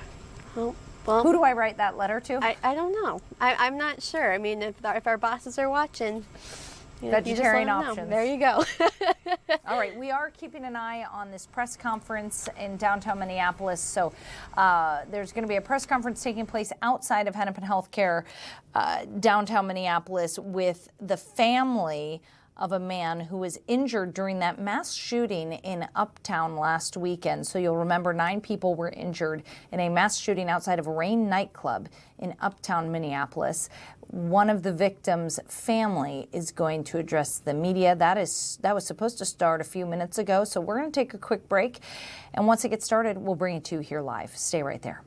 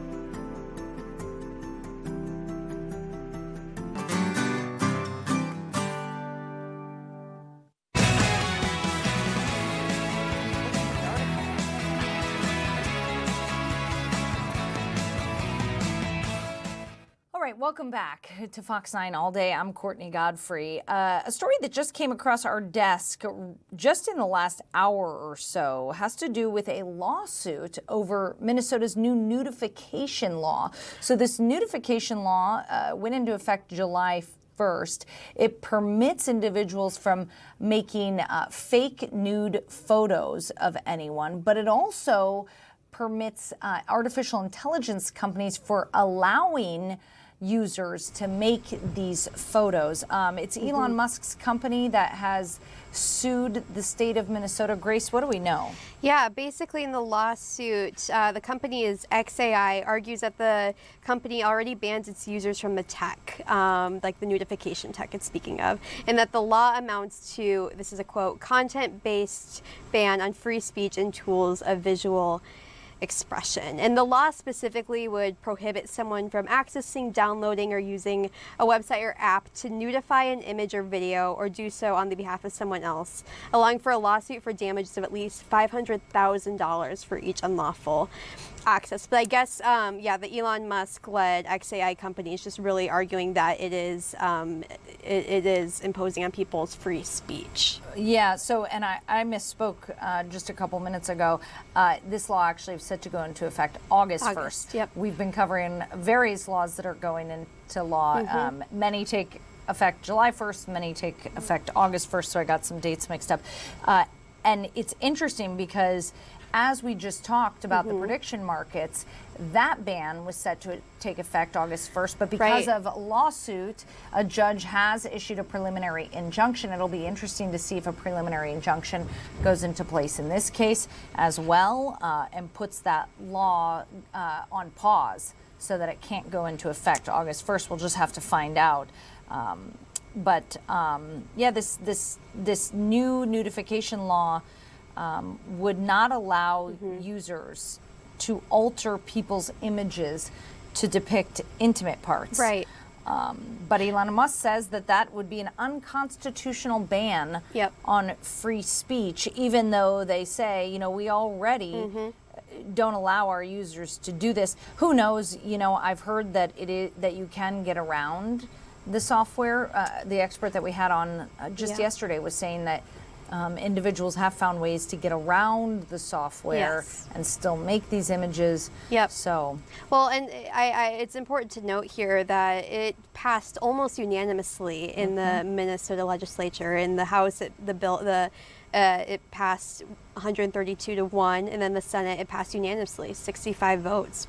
So yeah, it'll be interesting to see what becomes of this, and hopefully tomorrow we can get a guest kind of explaining all of it. But AI is just such the wild, wild west, as people have been referring to it, and there's so many, there's so much to it, and it's evolving every day. But I know we're still waiting on this press conference to start, so maybe we do go through our headlines one more time? Yeah, let's take a look at our headlines one more time as we wait for this press conference to start. Like I mentioned, we are waiting on a press conference that's supposed to happen outside of HCMC in downtown Minneapolis. And this is with the family of an individual who was injured during a shooting outside of Rain nightclub in Uptown last Friday night. So the family says that this individual is suffering from a spinal cord injury, broken ribs, and a collapsed lung as a result of taking some of that gunfire from that shooting on Friday, July 17th. 9 people total were shot and injured in that shooting. This family has started a GoFundMe to raise money to help with medical bills and rehabilitation expenses. As they say, the costs of this recovery are already overwhelming. So we will continue to keep an eye on that and take you to it live when it's happening. All right, cleanup is underway across northeast Wisconsin, after a powerful tornado tore through the Fox Valley Monday. The National Weather Service has given the storm a preliminary EF3 rating. It damaged homes, businesses, and critical infrastructure in Appleton and Menasha, leaving more than 30,000 customers without power at the peak. At last check, there was still at least more than 10,000 homes that were without power. Officials say there are no reports of fatalities, no missing people reports, which is absolutely incredible, something that they credit to the fact that this tornado hit in the noon hour while people were at work, alert, and could quickly get to safety when that tornado alert went out. And after weeks of wildfire closures, part of the Boundary Waters is reopening. Beginning Thursday, the U.S. Forest Service will allow overnight camping and travel through 41 entry points in the central and eastern portions of the wilderness. The reopening gives visitors access to about 39% of the Boundary Waters, while areas impacted by wildfires remain closed. And funeral services were being held today in Washington for longtime South Carolina Senator Lindsey Graham. World leaders, lawmakers, and political rivals gathered at the Washington National Cathedral to honor the Republican, who is known for his influence on U.S. foreign policy and decades of bipartisan deal-making. Graham died July 11th at the age of 71. It does look like this press conference in downtown Minneapolis is about to begin, as again, we are expecting to hear from the family of one of those victims in the mass shooting that took place in Uptown last Friday night. Shall we dip into that and just take a listen to see if that started? All right, again, this is outside HCMC, where this young man is receiving critical care. He was in critical condition in the ICU. Oh, yeah, jamming on the one, jamming on the one. They're checking the microphones All right. there. Okay, just talk regular. All right, jamming on the one. Jamming on the one. That's a Cosby Show reference. Checking the microphones there as they get this press conference You know what? underway. I just had sea moss. 2 teaspoons of sea moss. All right. As soon as they get chatting, it's hard to know because I can't hear them in my ear, but as soon as they start talking, we will go to them live. But this has to do with the shooting that took place last Friday outside Rain nightclub in Uptown. 9 people were injured in that shooting. Let's go back out there live. It looks like he may be addressing. Nope, they're not. I can hear it in my ear. They're not getting started. I do just want to briefly. There is some news coming out of Apple Valley about this. We were talking about earlier the extreme temperatures, how hot it's been, garbage. Oh.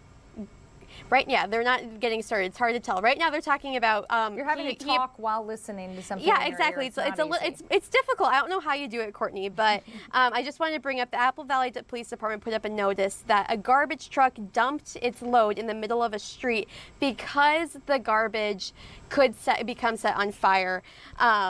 Here's a picture of it. Now this is amazing. So we got this in our newsroom chat. So with the extreme temperatures that we've been experiencing recently, the Apple Valley Police Department says apparently even the garbage has had enough. So one of the garbage trucks discovered its load was a little too hot to handle and started to catch fire. So they had to dump it in the middle of the street.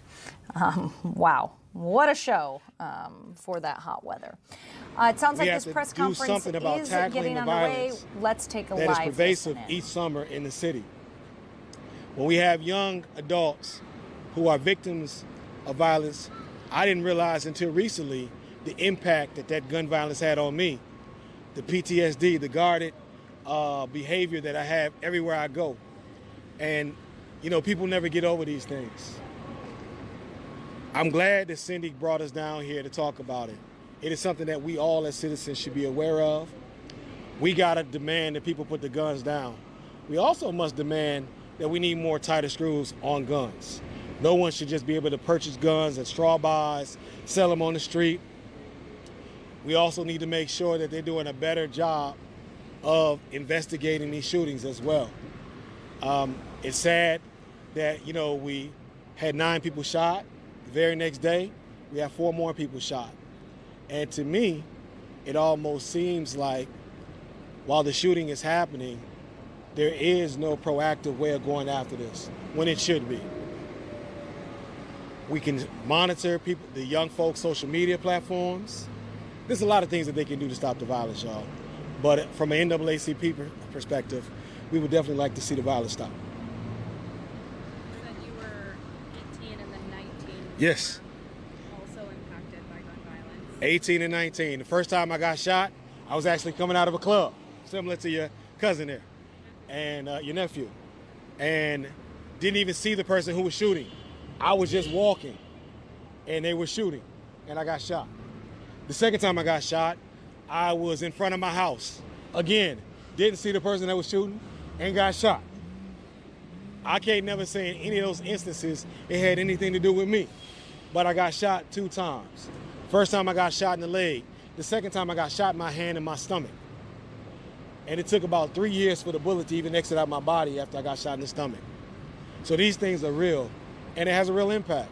I mean, you know, I used to play basketball consistently, That's why I'm chubby now. I got shot in my left hand. Well, that was my strong hand. That's my shooting hand. So I'm just saying, I know what it's like to be a victim to it. I also know the second time I got shot, my mother and her having to worry about, whether I was going to make it or not.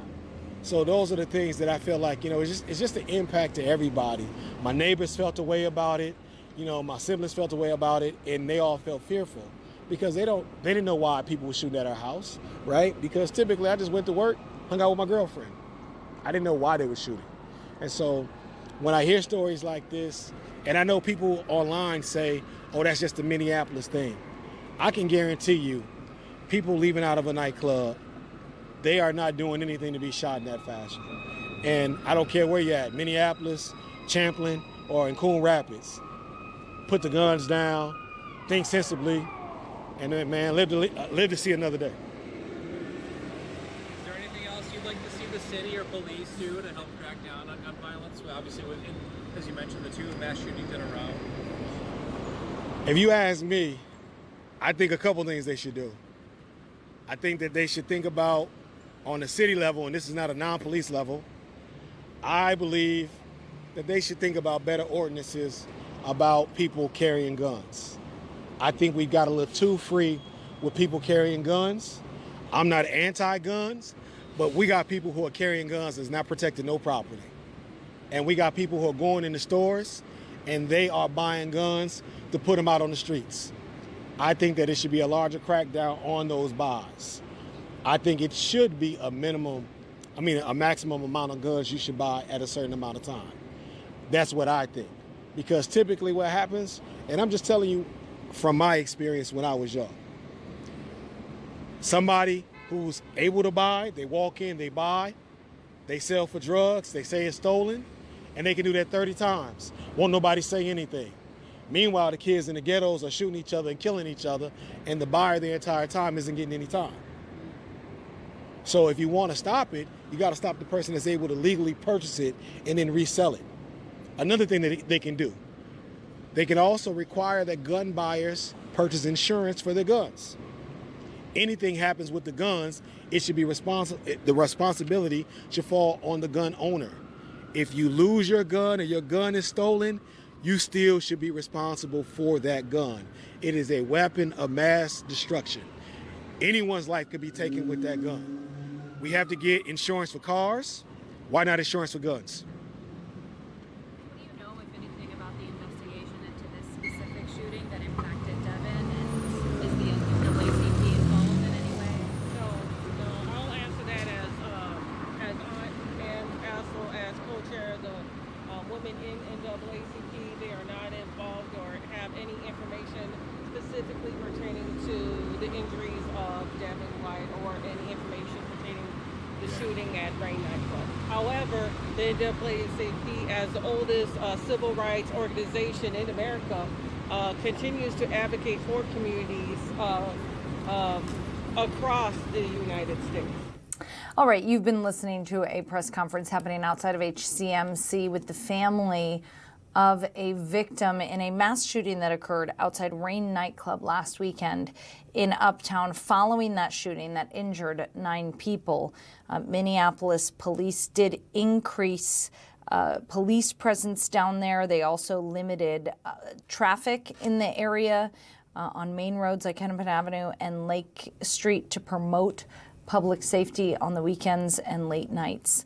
All right, we're going to take a quick break, but when we get back, we are going to talk about concerns over federal funding and how it might be impacting HIV prevention programs here in the Twin Cities. Stay right there.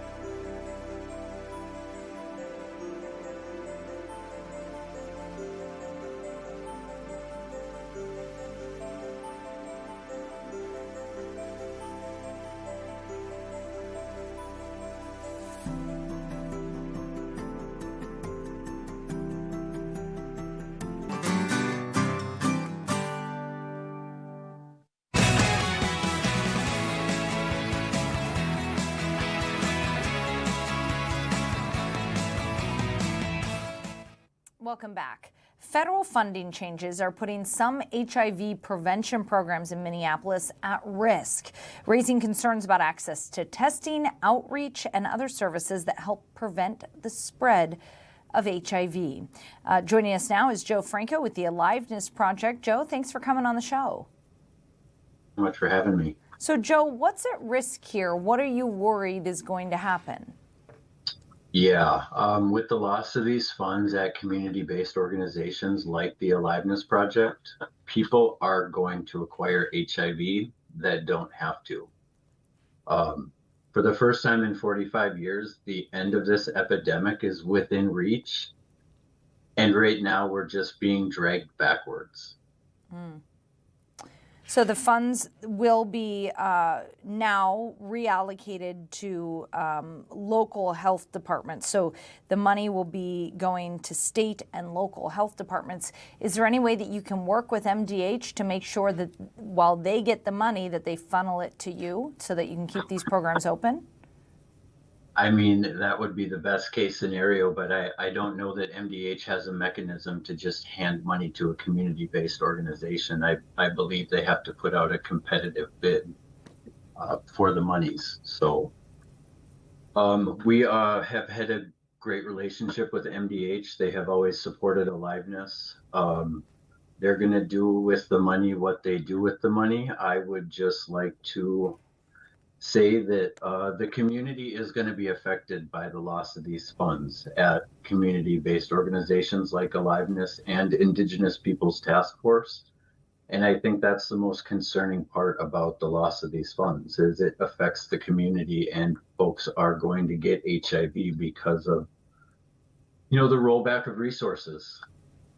So the Trump administration announced last week that the Centers for Disease Control and Prevention will not be reauthorizing the $46 million in federal funding to HIV prevention programs, which is what you're talking about here.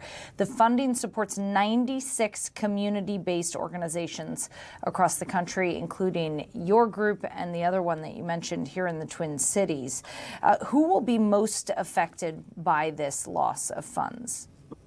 Yeah, it's going to be folks that are the most at risk for acquiring HIV, folks that are already marginalized and facing a host of other barriers, and they're going to be the ones that are affected. We have some prevention services here at the Thrive Clinic that we can offer after we have tested somebody and they have tested negative. We can link them to medications that are going to keep them HIV negative, called PrEP. Without these testing funds, we don't have those folks in front of us to offer them the services here at the Thrive Clinic and the Aliveness Project. So it sounds like you guys get about $500,000 annually through this funding. Is that something that, could you find that funding somewhere else, or how hard will it be to replace that $500,000? So there's just not a lot out there right at the moment for HIV prevention funding. No matter what, Aliveness is going to survive whether we have these prevention funds or not. But Aliveness can't be as successful as it's been over the last 5 years without these HIV prevention funds. These funds really impacted Minnesota. I mean, Aliveness did over 6,000 HIV tests in 5 years, and we diagnosed 51 people with this funding. That's a lot of folks that likely would not have gotten tested because testing was brought to them in the community by our prevention team.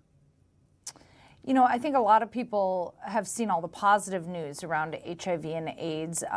Thankfully, with the medical advancements and the technology and the drugs that are available now, you can live a healthy, full, like you said, HIV negative life even after testing positive. So talk to me about this group, because it sounds like you are still seeing plenty of cases in the community. I read that you see about 300 new HIV infections every year in Minnesota? Yeah, the state of Minnesota sees around 300 new HIV infections every year. Basically, it's one person every day. If you want to think of it like that, somebody's life changes every day when they receive the diagnosis that will be with them for the rest of their life. Now, getting them on medication and getting them access to services like the ones we provide here at Aliveness are crucial for keeping that person healthy and stopping the spread of HIV. How many people that you test then go on to get preventative health care? Right now, we're seeing about 1 in 5 folks that the team goes out into the community testing gets referred to the clinic. So that's about 20% of people that we test. Wow.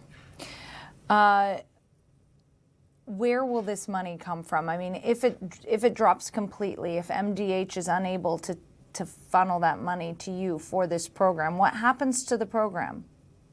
Well, the program just goes away. Like I said, Aliveness will always provide services. We just won't be able to provide services at that scale. And I think what we can all do is we can advocate and we can ask Congress to restore direct funding to community-based HIV prevention programs in the FY27 appropriations bill. MDH will do everything they can to get that money to the community and make it impact HIV prevention. But if that doesn't happen, we have to stand up and we have to ask our Congress folks to step in and reallocate the money. All right. Really appreciate you making the time. Joe Franco with the Aliveness Project. Thank you so much. All right. Joe Franco talking concerns with federal funding changes that are putting some HIV prevention programs in Minneapolis at risk. All right, switching gears here, I want to toss it over to our meteorologist, Erica Mrazek. Erica, the heat continues here in the Twin Cities. It does continue. Yesterday was the hottest day of the year. So far, it reached 100. And it's going to be hot through some of the week, the midweek. But then temperatures are going to change by the end of the week. So we are finally going to get a break from all of the 90s and the triple digits. But today, still warm. Also pretty clear with the clouds in the lower levels, but in the higher levels, a few clouds as well as a bit of a haze in the upper levels of the atmosphere, not really making its way towards the surface in terms of the smoke from some fires in the Pacific Northwest, but still a little bit of a haze out there for your day today. Overall, it's dry. Light shower is trying to pop up in northeastern South Dakota. But other than that, the radar is pretty quiet. And then there are a few alerts out for this week. This is for tomorrow. There's a heat advisory out for northeastern as well as northwestern Minnesota. That's going to be for Wednesday afternoon because it could feel pretty steamy in some of those spots. Today, there are no heat alerts. It's feeling a lot more comfortable than yesterday, especially if you don't like all that heat, because the dew points are lower and the temperatures are also a touch lower too. So far today, it's 88 for the high, normally 83, and the record is 100. So that's where it was yesterday, but I don't expect us to reach that today. And then across the area, temperatures mostly in the 80s, a few 90s south and west of the Minnesota River Valley. That's for Marshall and Windham. Here in the metro, 88, you start getting a few 70s north and east, and then even some 50s for parts of the Arrowhead, always a little bit different there in terms of temperatures. And then it currently feels pretty close to those temperatures because your dew points today are a lot more mild than what they've been. So it's feeling like 90 currently in the Twin Cities, a few 90s west and some 80s towards the north, but overall not too much higher in terms of your feels like temperature and the actual air temperature. The breeze is light right now. It'll stay light throughout your day today. You'll notice just a little bit of that haziness to the sky, as well as just a few fair weather clouds out there. So the heat's going to stay around for tomorrow and into Thursday. Humidity not as bad as the weekend. And then it's going to pretty warm, but after that, a change in temperatures beginning on Friday. And that's because a system's going to roll through late Thursday from the west. It'll go eastward through Thursday evening, overnight into parts of Friday. And it could bring some storms west on Thursday, but then it kind of turns into like a rainy system some where you just have persistent showers off and on into parts of Friday, especially as it goes south and east. So that's what you have for the end of the week. But with that comes temperatures that'll turn more mild, Courtney. So the highs are going to be back to the 80s by the time you get to Friday and into the weekend. All right. I like those. 80s sounds good too. after 100 degrees. Yeah. Yesterday, I wanted to go outside and I was like, I can't not be by a body of water and be outside. So I went to a lake beach, which was really nice to cool down. Man, let me tell you, if you can find water on days like that, it's actually really enjoyable. It's unfortunately the individuals who are having to work outside in it.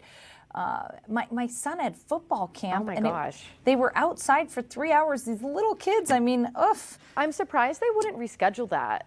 Or send them inside? Yeah. Erica, if I was the one doing drop off, they would have been inside. Yeah, probably the smarter choice, but I hope they were all okay. I don't tend to be the mom that keeps her mouth shut. I don't know if that surprises you. No, I mean, someone's got to say something. That's right. I bet the other moms are like, oh, Courtney's got it.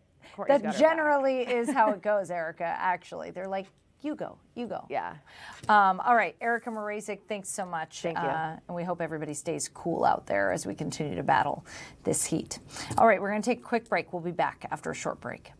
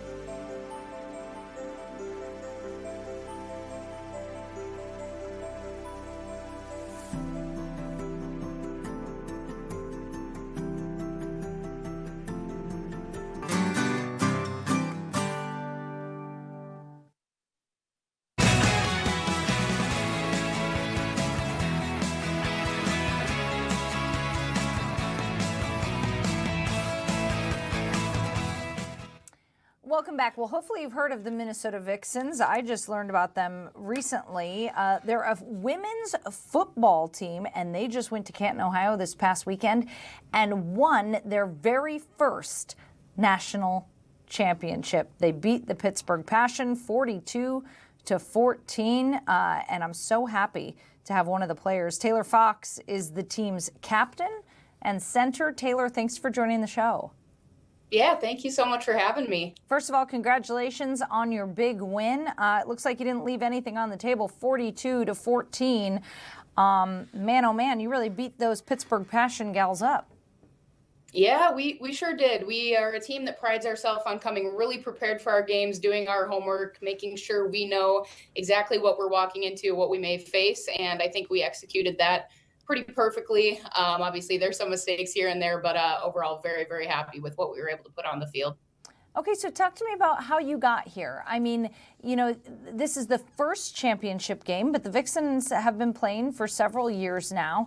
What led to this championship win, the building of the team and all that? Yeah, it's a very storied history. Obviously, the Vixen have been around since 1999. Every year we get a lot of people saying, I have never heard of women's football.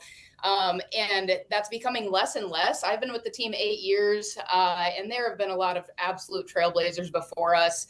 One thing we really pride ourselves on with this win is that this was not just us, right? This was a culmination of everything that happened in the past, present, and, more of what's to come in the future. But we would not be here without the people that were leading the charge all of these years and helping us build.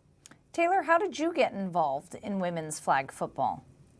Yeah, I heard of the team from a friend of a friend, kind of checked it out. I had just missed tryouts for that year. So I got to spend a year being a spectator of the team and just kind of fell in love with it, enjoyed watching, from the sidelines. But I was pretty excited to go tag myself in once I learned about it. So we have plenty of high school flag football teams, but it's not often that you hear of a women's tackle football team.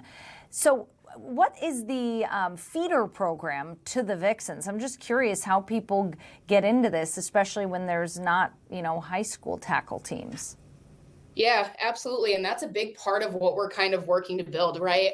Making it to where girls do have the opportunity to play. Obviously, like you said, with flag, that is continuing to grow. For our team, it has been a lot of collegiate athletes that are coming onto the team, not necessarily with football experience, but with other sports, soccer, rugby, softball, you name it. We have a lot of people who have been participating in sports their whole life.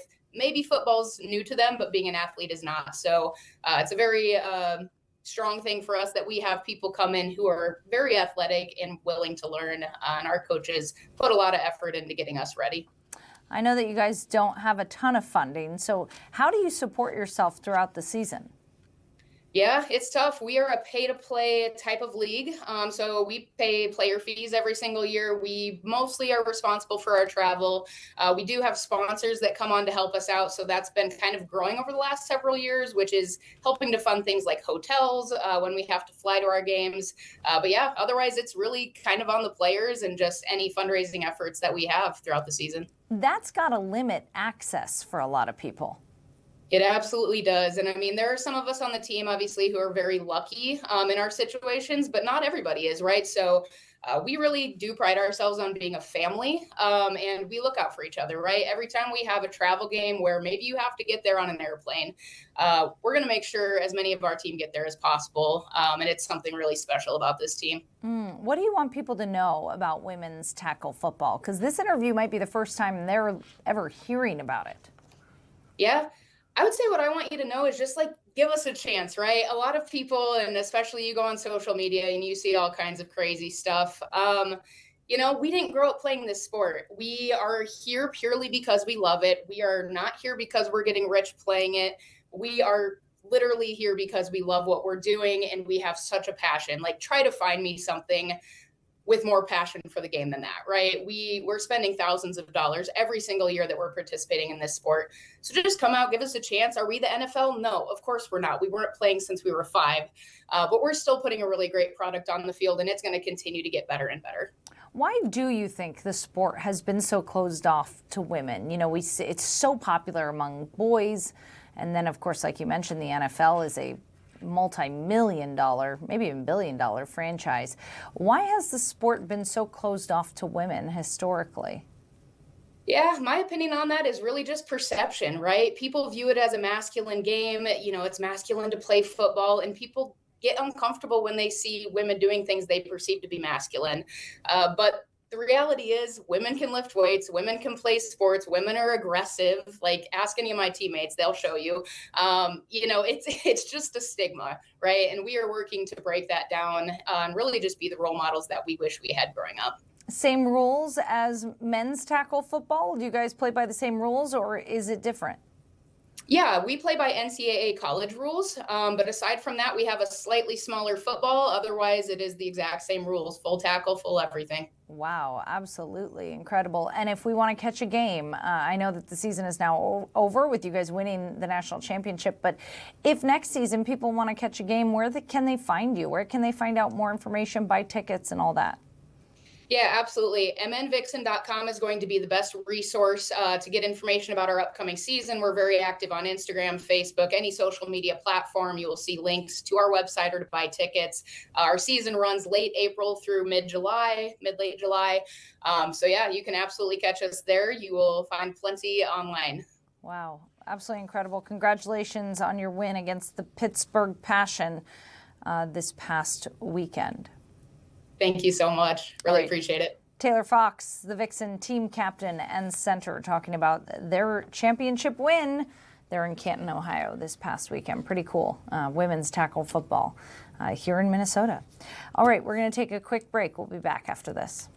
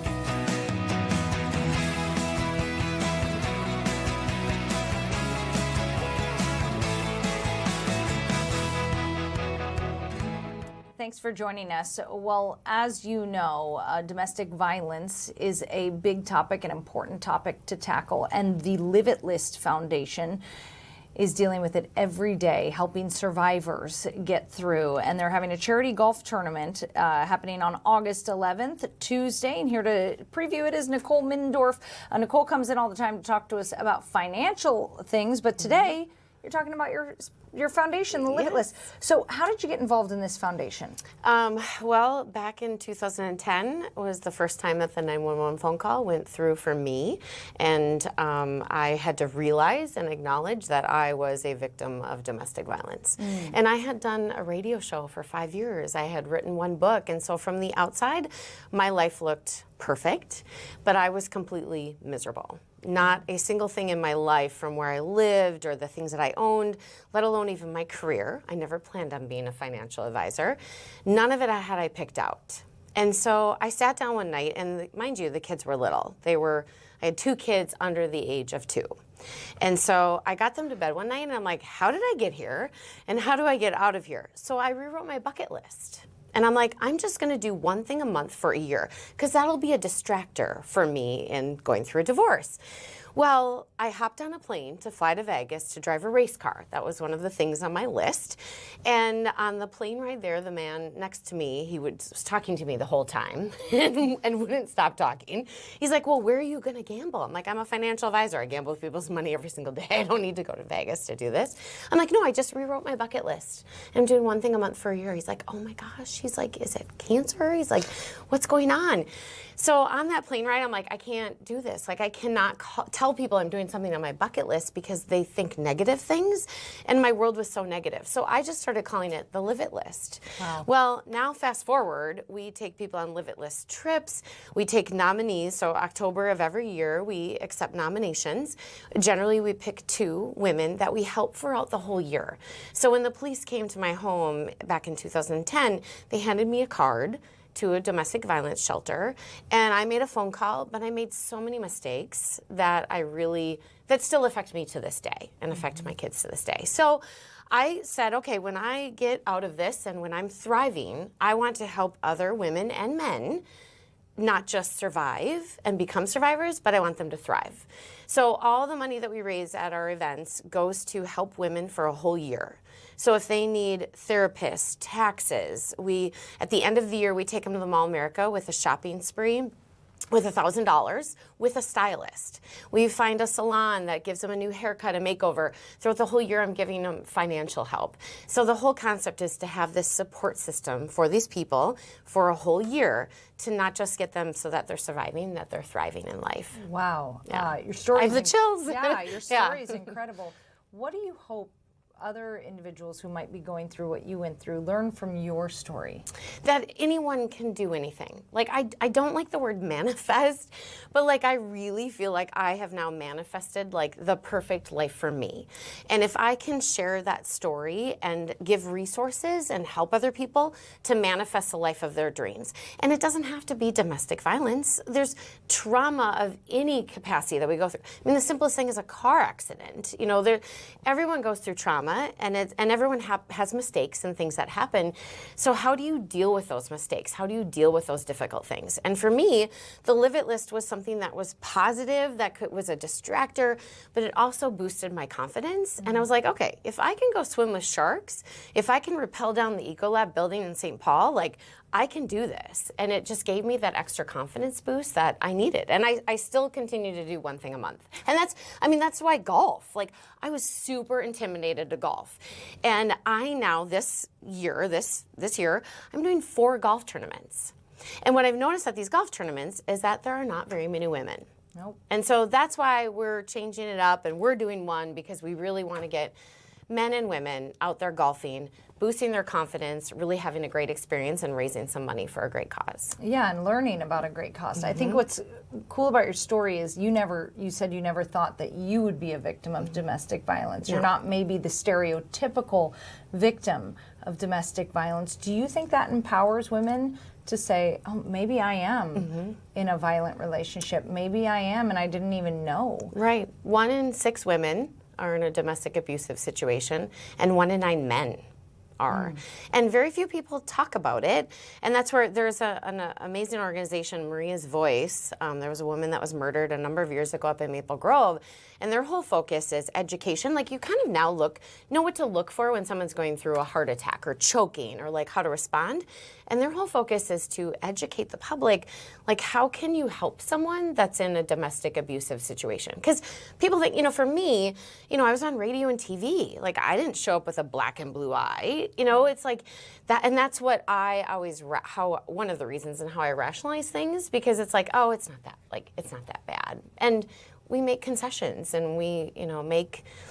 And emotional abuse too is the worst. Yeah, it is the worst. It is the worst. Harder for people to come forward when it's emotional abuse, because there are no physical scars. Right. Right. Okay, so the golf tournament is taking place Tuesday, August 11th at the Wilds Golf Club. Is it just golf, or is there going to be an opportunity to learn about the foundation? Yep. So at the end, so it's a noon shotgun, so it's really easy. And we have all sorts of fun prizes. Best dressed is one of the fun prizes. At the end, we do have raffle prizes, and we've got dinner. And that's where, in the beginning and the end, I do talk and share, because that's what I've learned. I don't remember what event it was, but I was asked to speak downtown Minneapolis at the Hilton, and this was a number of years ago. And I kind of alluded to the fact of my own situation. And when I got off stage, all these women were coming up to me afterwards, and some of them were in tears and crying and like, oh my gosh, I'm going through this, and how did you get out of it? And it was at that moment that I learned, I'm like, I need to be vulnerable. Like, I need to share my story. Because if I share my story and if I help other people, the impact of that can just be tremendous. Wow. If people want to learn more about the Live It List Foundation, and maybe they have someone they want to nominate. Yes. How can they find you? Everything's at thelivitlist.com. And we've got social media pages and stuff like that, but otherwise NicoleMiddendorf.com, but thelivitlist.com. And so these individuals that are nominated, you will take them on for the entire year. Mm-hmm. Yes. Do they get to set a Live It list? Mm-hmm. Yes. So they get to set, is it the same as what you did where it was once a month? Yes, and they set up their own list of what they want to do, and we'll help do some of those things with them. So there's the Drip Bar in Edina. So one of the women, Amy, when she was nominated, she was 106 pounds. Wow. She got down to 83. So one of the things is, so people donated money and donated gift cards. So we got her, Cub Foods, Walmart, Sam's Club, all sorts of like different gift cards. And then we found a chef that donated her time and went shopping with her and then taught her how to cook and make some meals. And so she then went up, and the last I heard, this was like a couple weeks ago, she's 89 pounds. Wow. So one, it's emotional, but it's also physical. It's also like, how can we help them financially? How can we help them get through these things? But Amy and I, we met and we went to the Drip Bar and did IVs together. So the concept is I will do this with you as long as it's not illegal or there's some permanent damage, and I will pay for it. So it gets me to do things that I wouldn't necessarily normally do and have a great experience and help inspire someone. And what's that like when you get to talk to someone like Amy? It's just like 20 years after what you went through. Right. It's it's hard from the standpoint of like, I sometimes will have memories or think of things where I'm like, oh my gosh, I like totally forgot about that. But it's also then like, wow, like me being someone sitting there like, you can do this, like you can get out of this.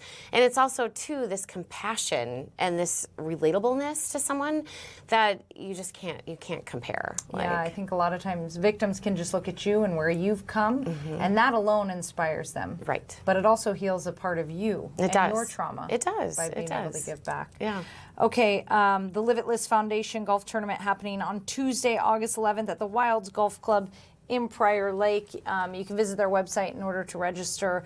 When does registration close? You could show up that day. Like we won't turn people away. Great. So, yeah, they won't turn away donations. No, absolutely not. The Live It List Foundation. Check it out. Nicole Middendorf, we so appreciate you coming in and sharing some of your personal story, because we see you as a financial advisor, but it's really great to see this other side of you as well. So kudos on the work you're doing. It's fun to wear golf attire. There you go. An excuse to wear your golf clothes here on TV. Yes. We're going to take a quick break. We'll be back after this.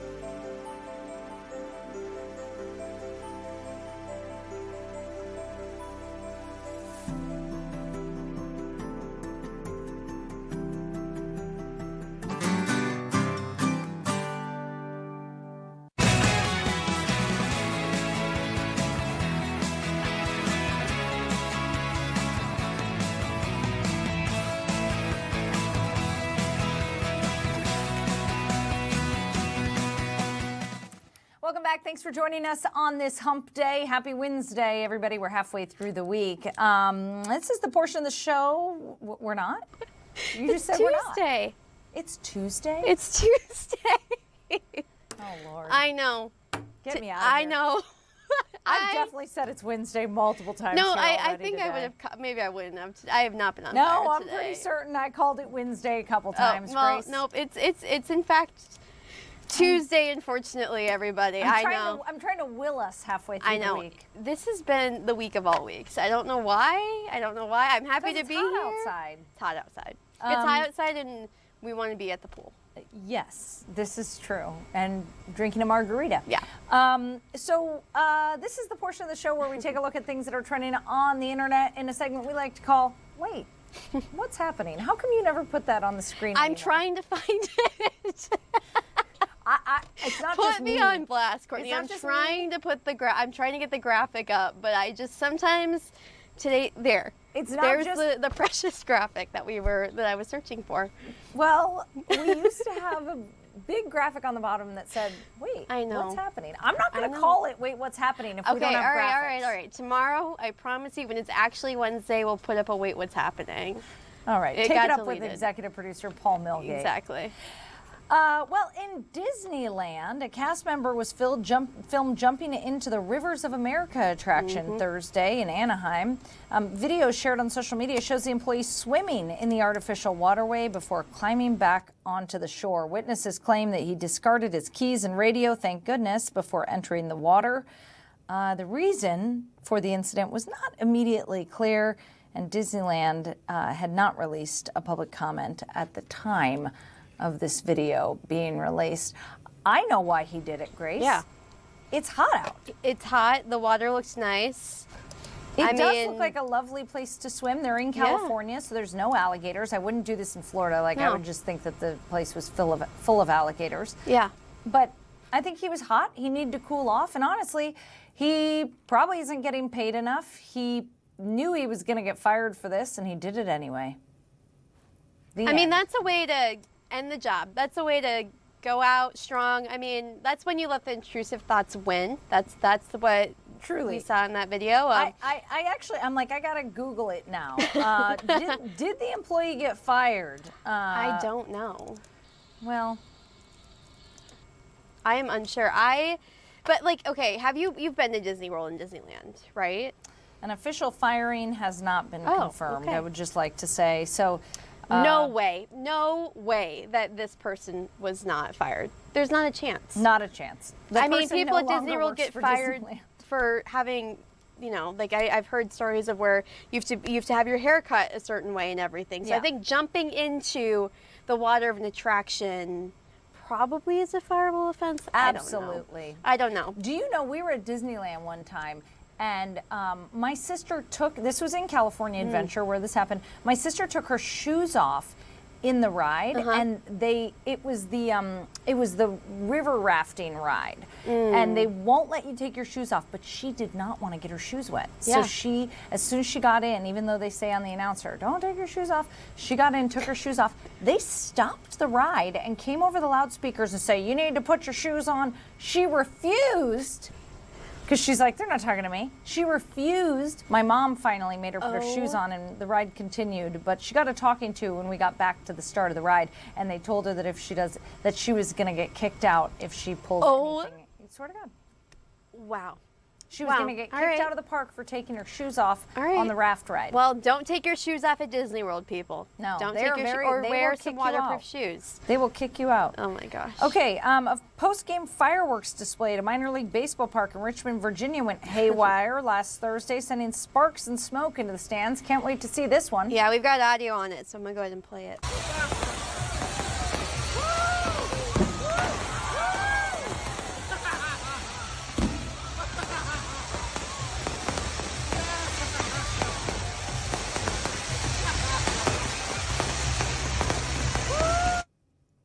Grace, what's up with the guy just really having a good time? I know, it's not a funny situation, but he's going, woo! You know, in uncomfortable situations, when people are a little bit fearful, I think sometimes people laugh. I know I do sometimes if I'm uncomfortable or scared. So maybe this was just like a. So a firework is hurling towards your head, and you're like, woo! Yeah. I don't know. But I mean, did you see it? I'm going to rewind it to the beginning where they're just shooting off left and right. Let me play. Yeah, the beginning is the worst. Yeah. I mean, insane. Like fireballs shooting across. Yes. How are people not running for? I mean, that's crazy. Anyway, this happened at Carmack's Park, home of the Richmond Flying Squirrels.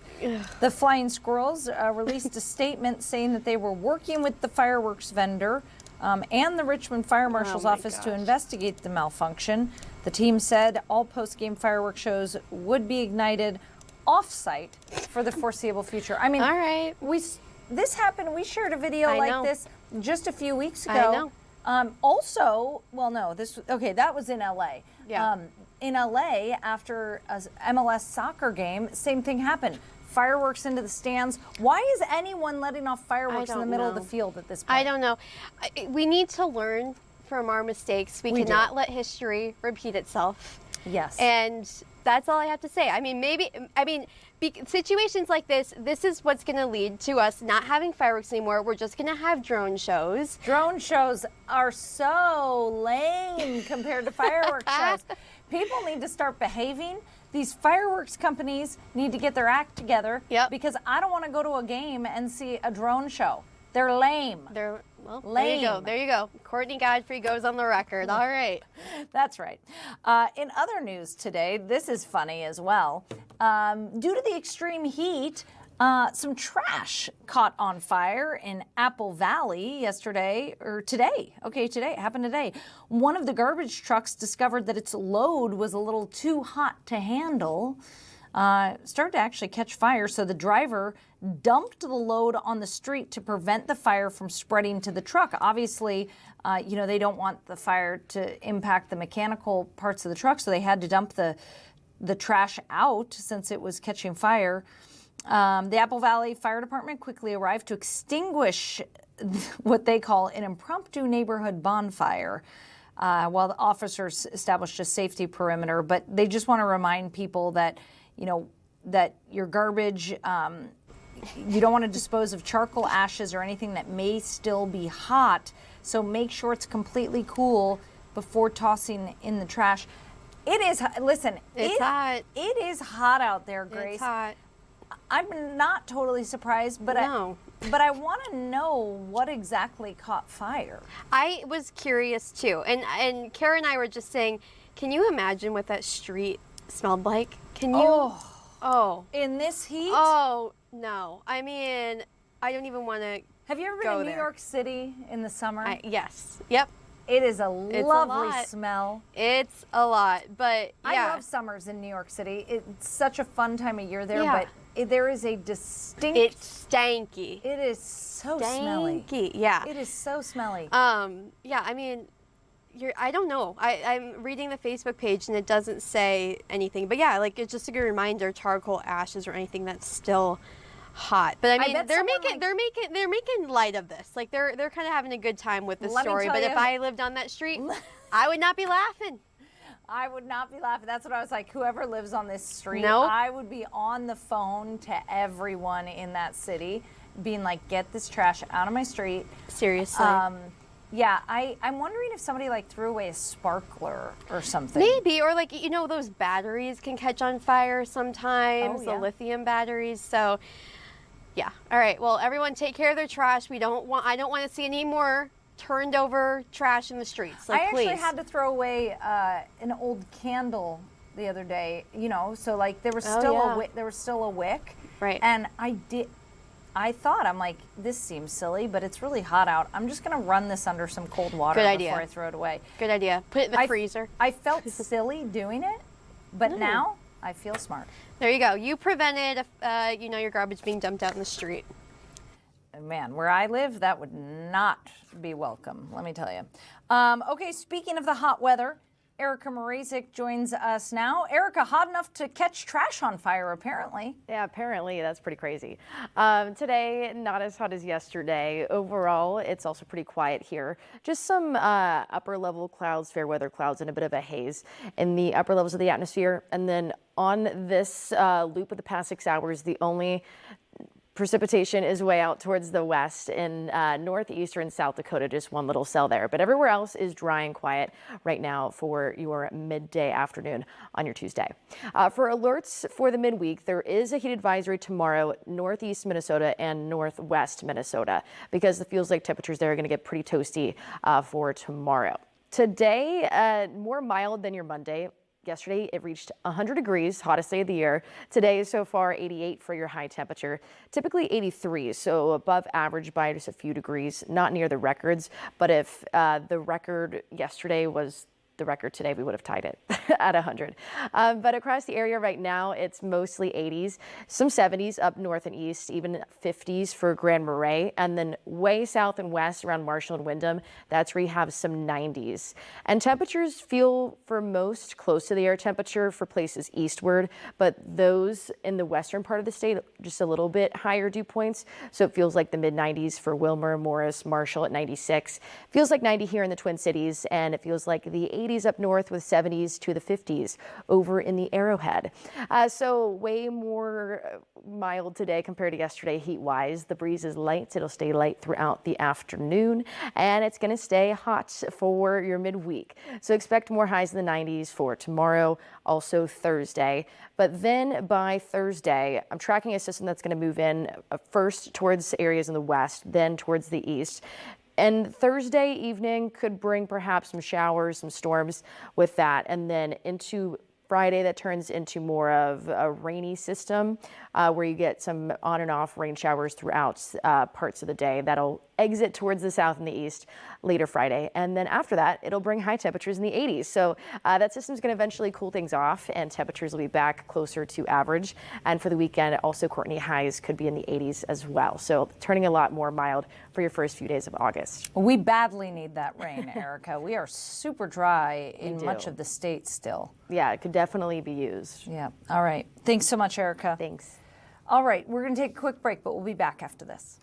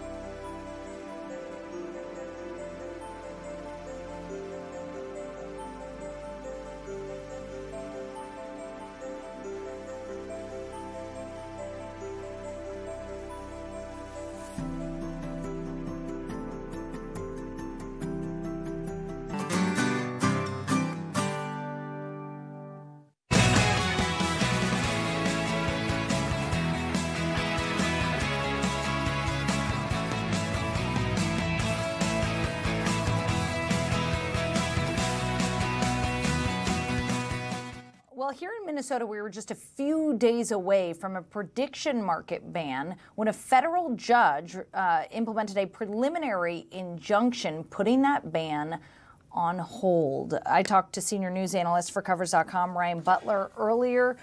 He's way more knowledgeable on this topic than I am, so let's replay that chat. August 1st, Minnesota was set to become the in the nation to ban prediction markets, but just yesterday, a federal judge blocked the state from enforcing the new law. Here to talk about what it all means is Ryan Butler, senior news analyst for Covers.com. Ryan, thanks for coming back on the show. Yeah, happy to be back on. So a couple days ago, we were talking to you about this law. Things were up in the air. Now we know there's a preliminary injunction. Update us on what has happened.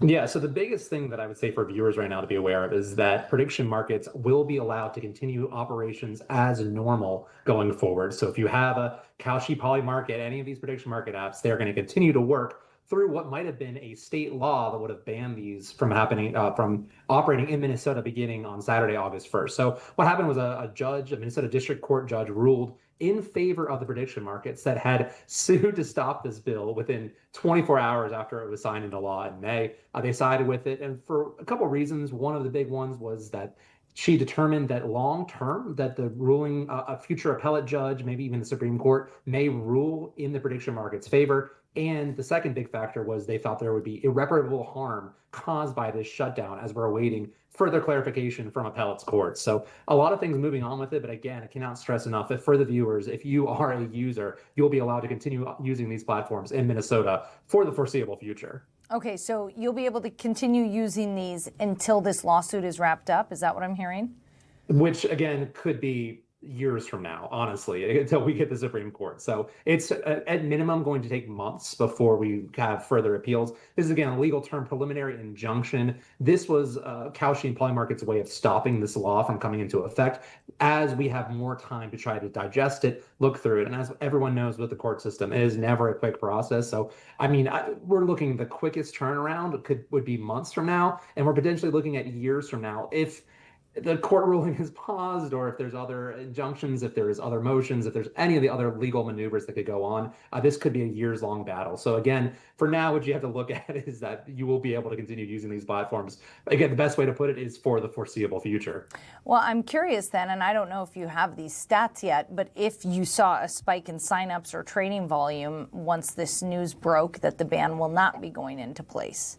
So it's hard to get that at the granular level, at the state specific level, like Minnesota, if there was a big impact on it, and that information isn't necessarily disclosed publicly. I will say what's interesting is that in the court filing, Kalshi, which is the largest prediction market operator right now, said that there are 90,000 Minnesotans that have used or have active ballot accounts right now, which is about 1 out of 65 people in the state, which is an interesting way of looking at it. So there was absolutely an interest there where we're closing in on 100,000 users with that. And then with them, they had traded millions of dollars of contracts that were outstanding. So it's both, it depends on how you slice it. But if you look at close to 100,000 users, that is both a small number, but also a big number. And so we can see that. And in the meantime, users in Minnesota will be allowed to continue signing up. Again, it is based off your physical location, not your state of residency. So anyone who is in Minnesota will be able to use these. Again, the big thing with it, and kind of what ties all with it, Minnesota is one of only 11 states left that has no form of legal sports betting. Much of the criticism from state regulators in Minnesota and elsewhere is that these operate as an illegal form of sports betting. The trades on the Minnesota sports teams, on any sports team, will be allowed to continue again for the foreseeable future on these big prediction market platforms. Do you predict that this legal fight will discourage other states who were maybe considering tackling a ban? Yeah, states obviously operate independently, so they all have to go their own way. We're seeing other states right now have thought about introducing legislation just these last couple of weeks about maybe taxing or regulating them. So again, every state is different, but it definitely would not encourage me if I am a state lawmaker in any other state. They do tend to look at what's going on in other states, and I would not say this helps. Now, would this end any further legislative efforts? Absolutely not. But again, it's just one more battlefront, one more thing we look at on this ongoing complex issue about prediction markets, where Minnesota has been at the forefront of it by passing this law. And now the fact that another court has ruled in the prediction market's favor, if I'm the prediction markets, I'm undoubtedly encouraged by this result. Yeah, certainly. How does this ruling then shape the boundary between federal oversight and a state's rights to regulate its gambling laws? Yep, and that is the fundamental question, and that's why this bill was signed into law in May. There was a hearing in July. It's just not enough time to try to wrestle with this issue. We're seeing in other courts in New Jersey, courts and appellate courts in San Francisco, courts all over the country are wrestling with this question. And this is why I've said on this show, and I'll say elsewhere, ultimately it looks like people on both sides, the state regulators who believe in states' rights, and the federal government, where the federal government does have supreme authority, both argue and both believe that this is heading towards the Supreme Court. A ruling could come about a year from now. It could come 2 years from now. But because of the complexity of this issue, because it does involve a huge, delicate, difficult question between states' rights and the federal government's rights, this is why it's probably heading there. And again, we've seen how long it will take just at the state level to get these things resolved. The Supreme Court moves even more slowly in most cases. So it could be a long time coming. But again, a really interesting, just from a purely legal perspective, it's a very interesting question. Yeah, I mean, and I'm also curious if these prediction market platforms maybe will be putting more funding into their lobbying efforts, especially in these states that they think might be next, might be considering something like this. Do you predict that they'll be increasing their lobbying efforts in those states? Yeah, lobbying is absolutely part of this process. They don't want to see any more state laws going for it. They actually honestly don't want any state laws at all because they continue to argue that it's for the federal government.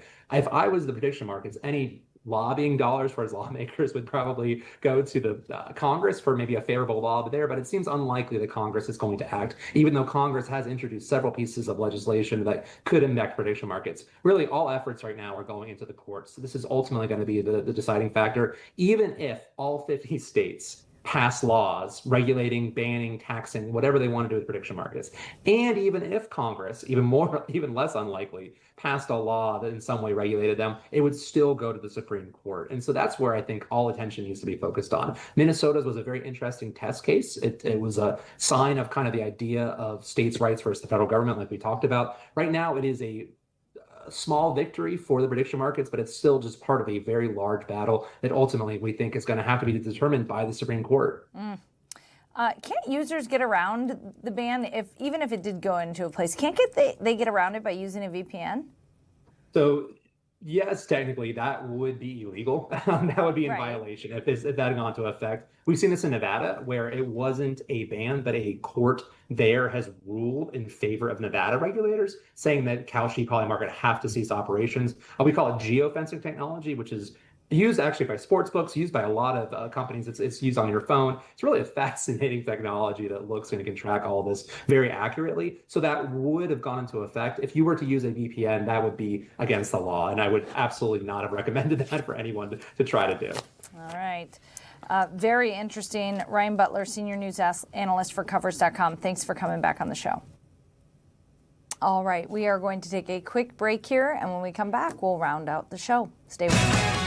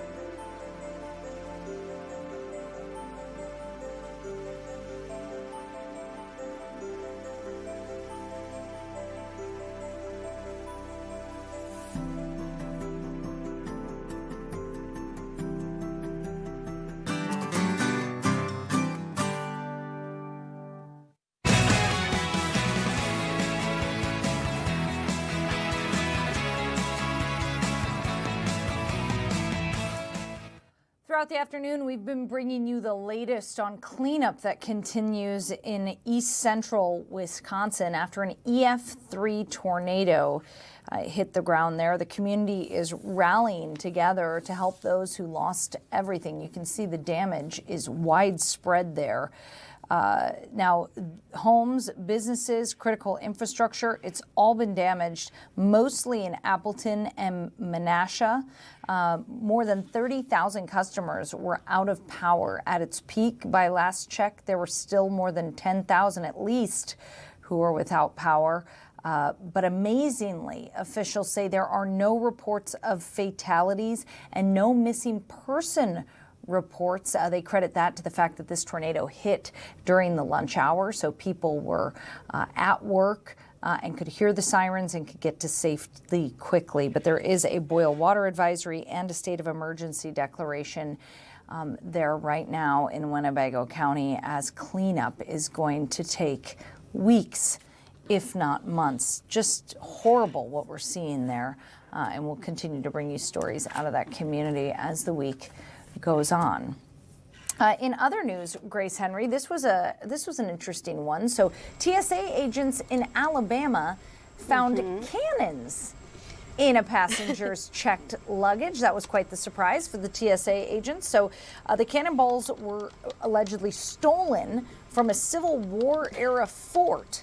So the lead TSA officer who found them said that he was doing his regular checks when he came across them. And he immediately, he couldn't see the entire item, but he was scared, so he got an explosives experts there. They found 5 small cannonballs wrapped in paper towels. The largest was the size of a grapefruit. Wow. The smallest was only about an inch wide. In my head, cannonballs are huge. They're like the size of watermelons. But no, I mean, that's pretty tiny, about an inch wide. Yeah, these were used, they believe that these were used during the Civil War. But that is not the weirdest thing that TSA agents have found in a bag. TSA agents have found all kinds of things. TSA agents have found, obviously, drugs and illegal weapons and stuff, but animals are quite common that they find in checked bags. So exotic animals that are not legal to be transported without special licensing. Wow. Here's a list. Last year, TSA said Boise Airport topped the TSA's top 10 list of most unusual founds. Okay, Boise. Yeah, Boise, because someone had a replica pipe bomb in their checked luggage. Oh, no. Well, let me tell you. So the individual said that the replica was used in training, but at what point in the packing process were you like, I'm just going to put this in my luggage instead of like shipping Seriously. That's crazy. One of my irrational fears is that someone's going to sneak something into my luggage that's going to make it go off. So, you know. That is an irrational fear. Every time if I get stopped at TSA for one reason or another, I'm always like, oh, someone put a bomb in my bag. Like that's the first thing my brain goes to. But this person willingly put a fake bomb in his bag. Right. Like I said, due to it was for training purposes, but the top 10 list from last year of items includes bullets and knives wrapped in tin foil at Akron, Ohio Airport, a firearm in a golf bag at Houston Airport. Seems like a bad place to put a gun. Not a good place. Bullets in a Nesquik container at Miami. All right. A knife in a car seat at Dallas. Pills in a shampoo bottle at the Anchorage Airport. Knife in a knee brace at the Quad Cities International Airport in Illinois. Drugs and shoes, that's a classic, at Hawaii's Kona Airport. Razor blades in clothes at Denver. And then turtles stuffed into pants and a bra at Newark International. Let's be smart, people. Airport. Let's be smart. What a good time. All right, that's going to do it for our show here today. We'll be back tomorrow at 11. I'll join you here at 2 o'clock. I'm going to send it over to our friends Randy and Simone for the 5 o'clock news. Have a great day.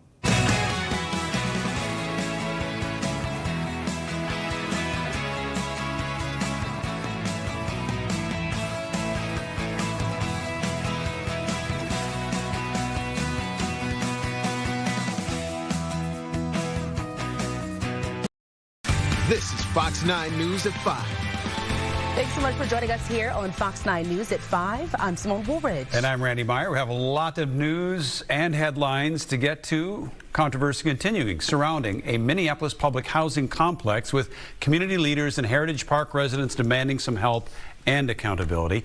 Also, the cleanup has begun in Wisconsin after a tornado touches down and causes significant damage in the eastern part of that state. Why it could be a long road to recovery for a couple of communities there. A Minneapolis City Council member warns his constituents they might be hit with a big property tax hike soon. And the Vikings are ready to kick off training camp. We got a live report on the big headlines today as the team looks to chart a course back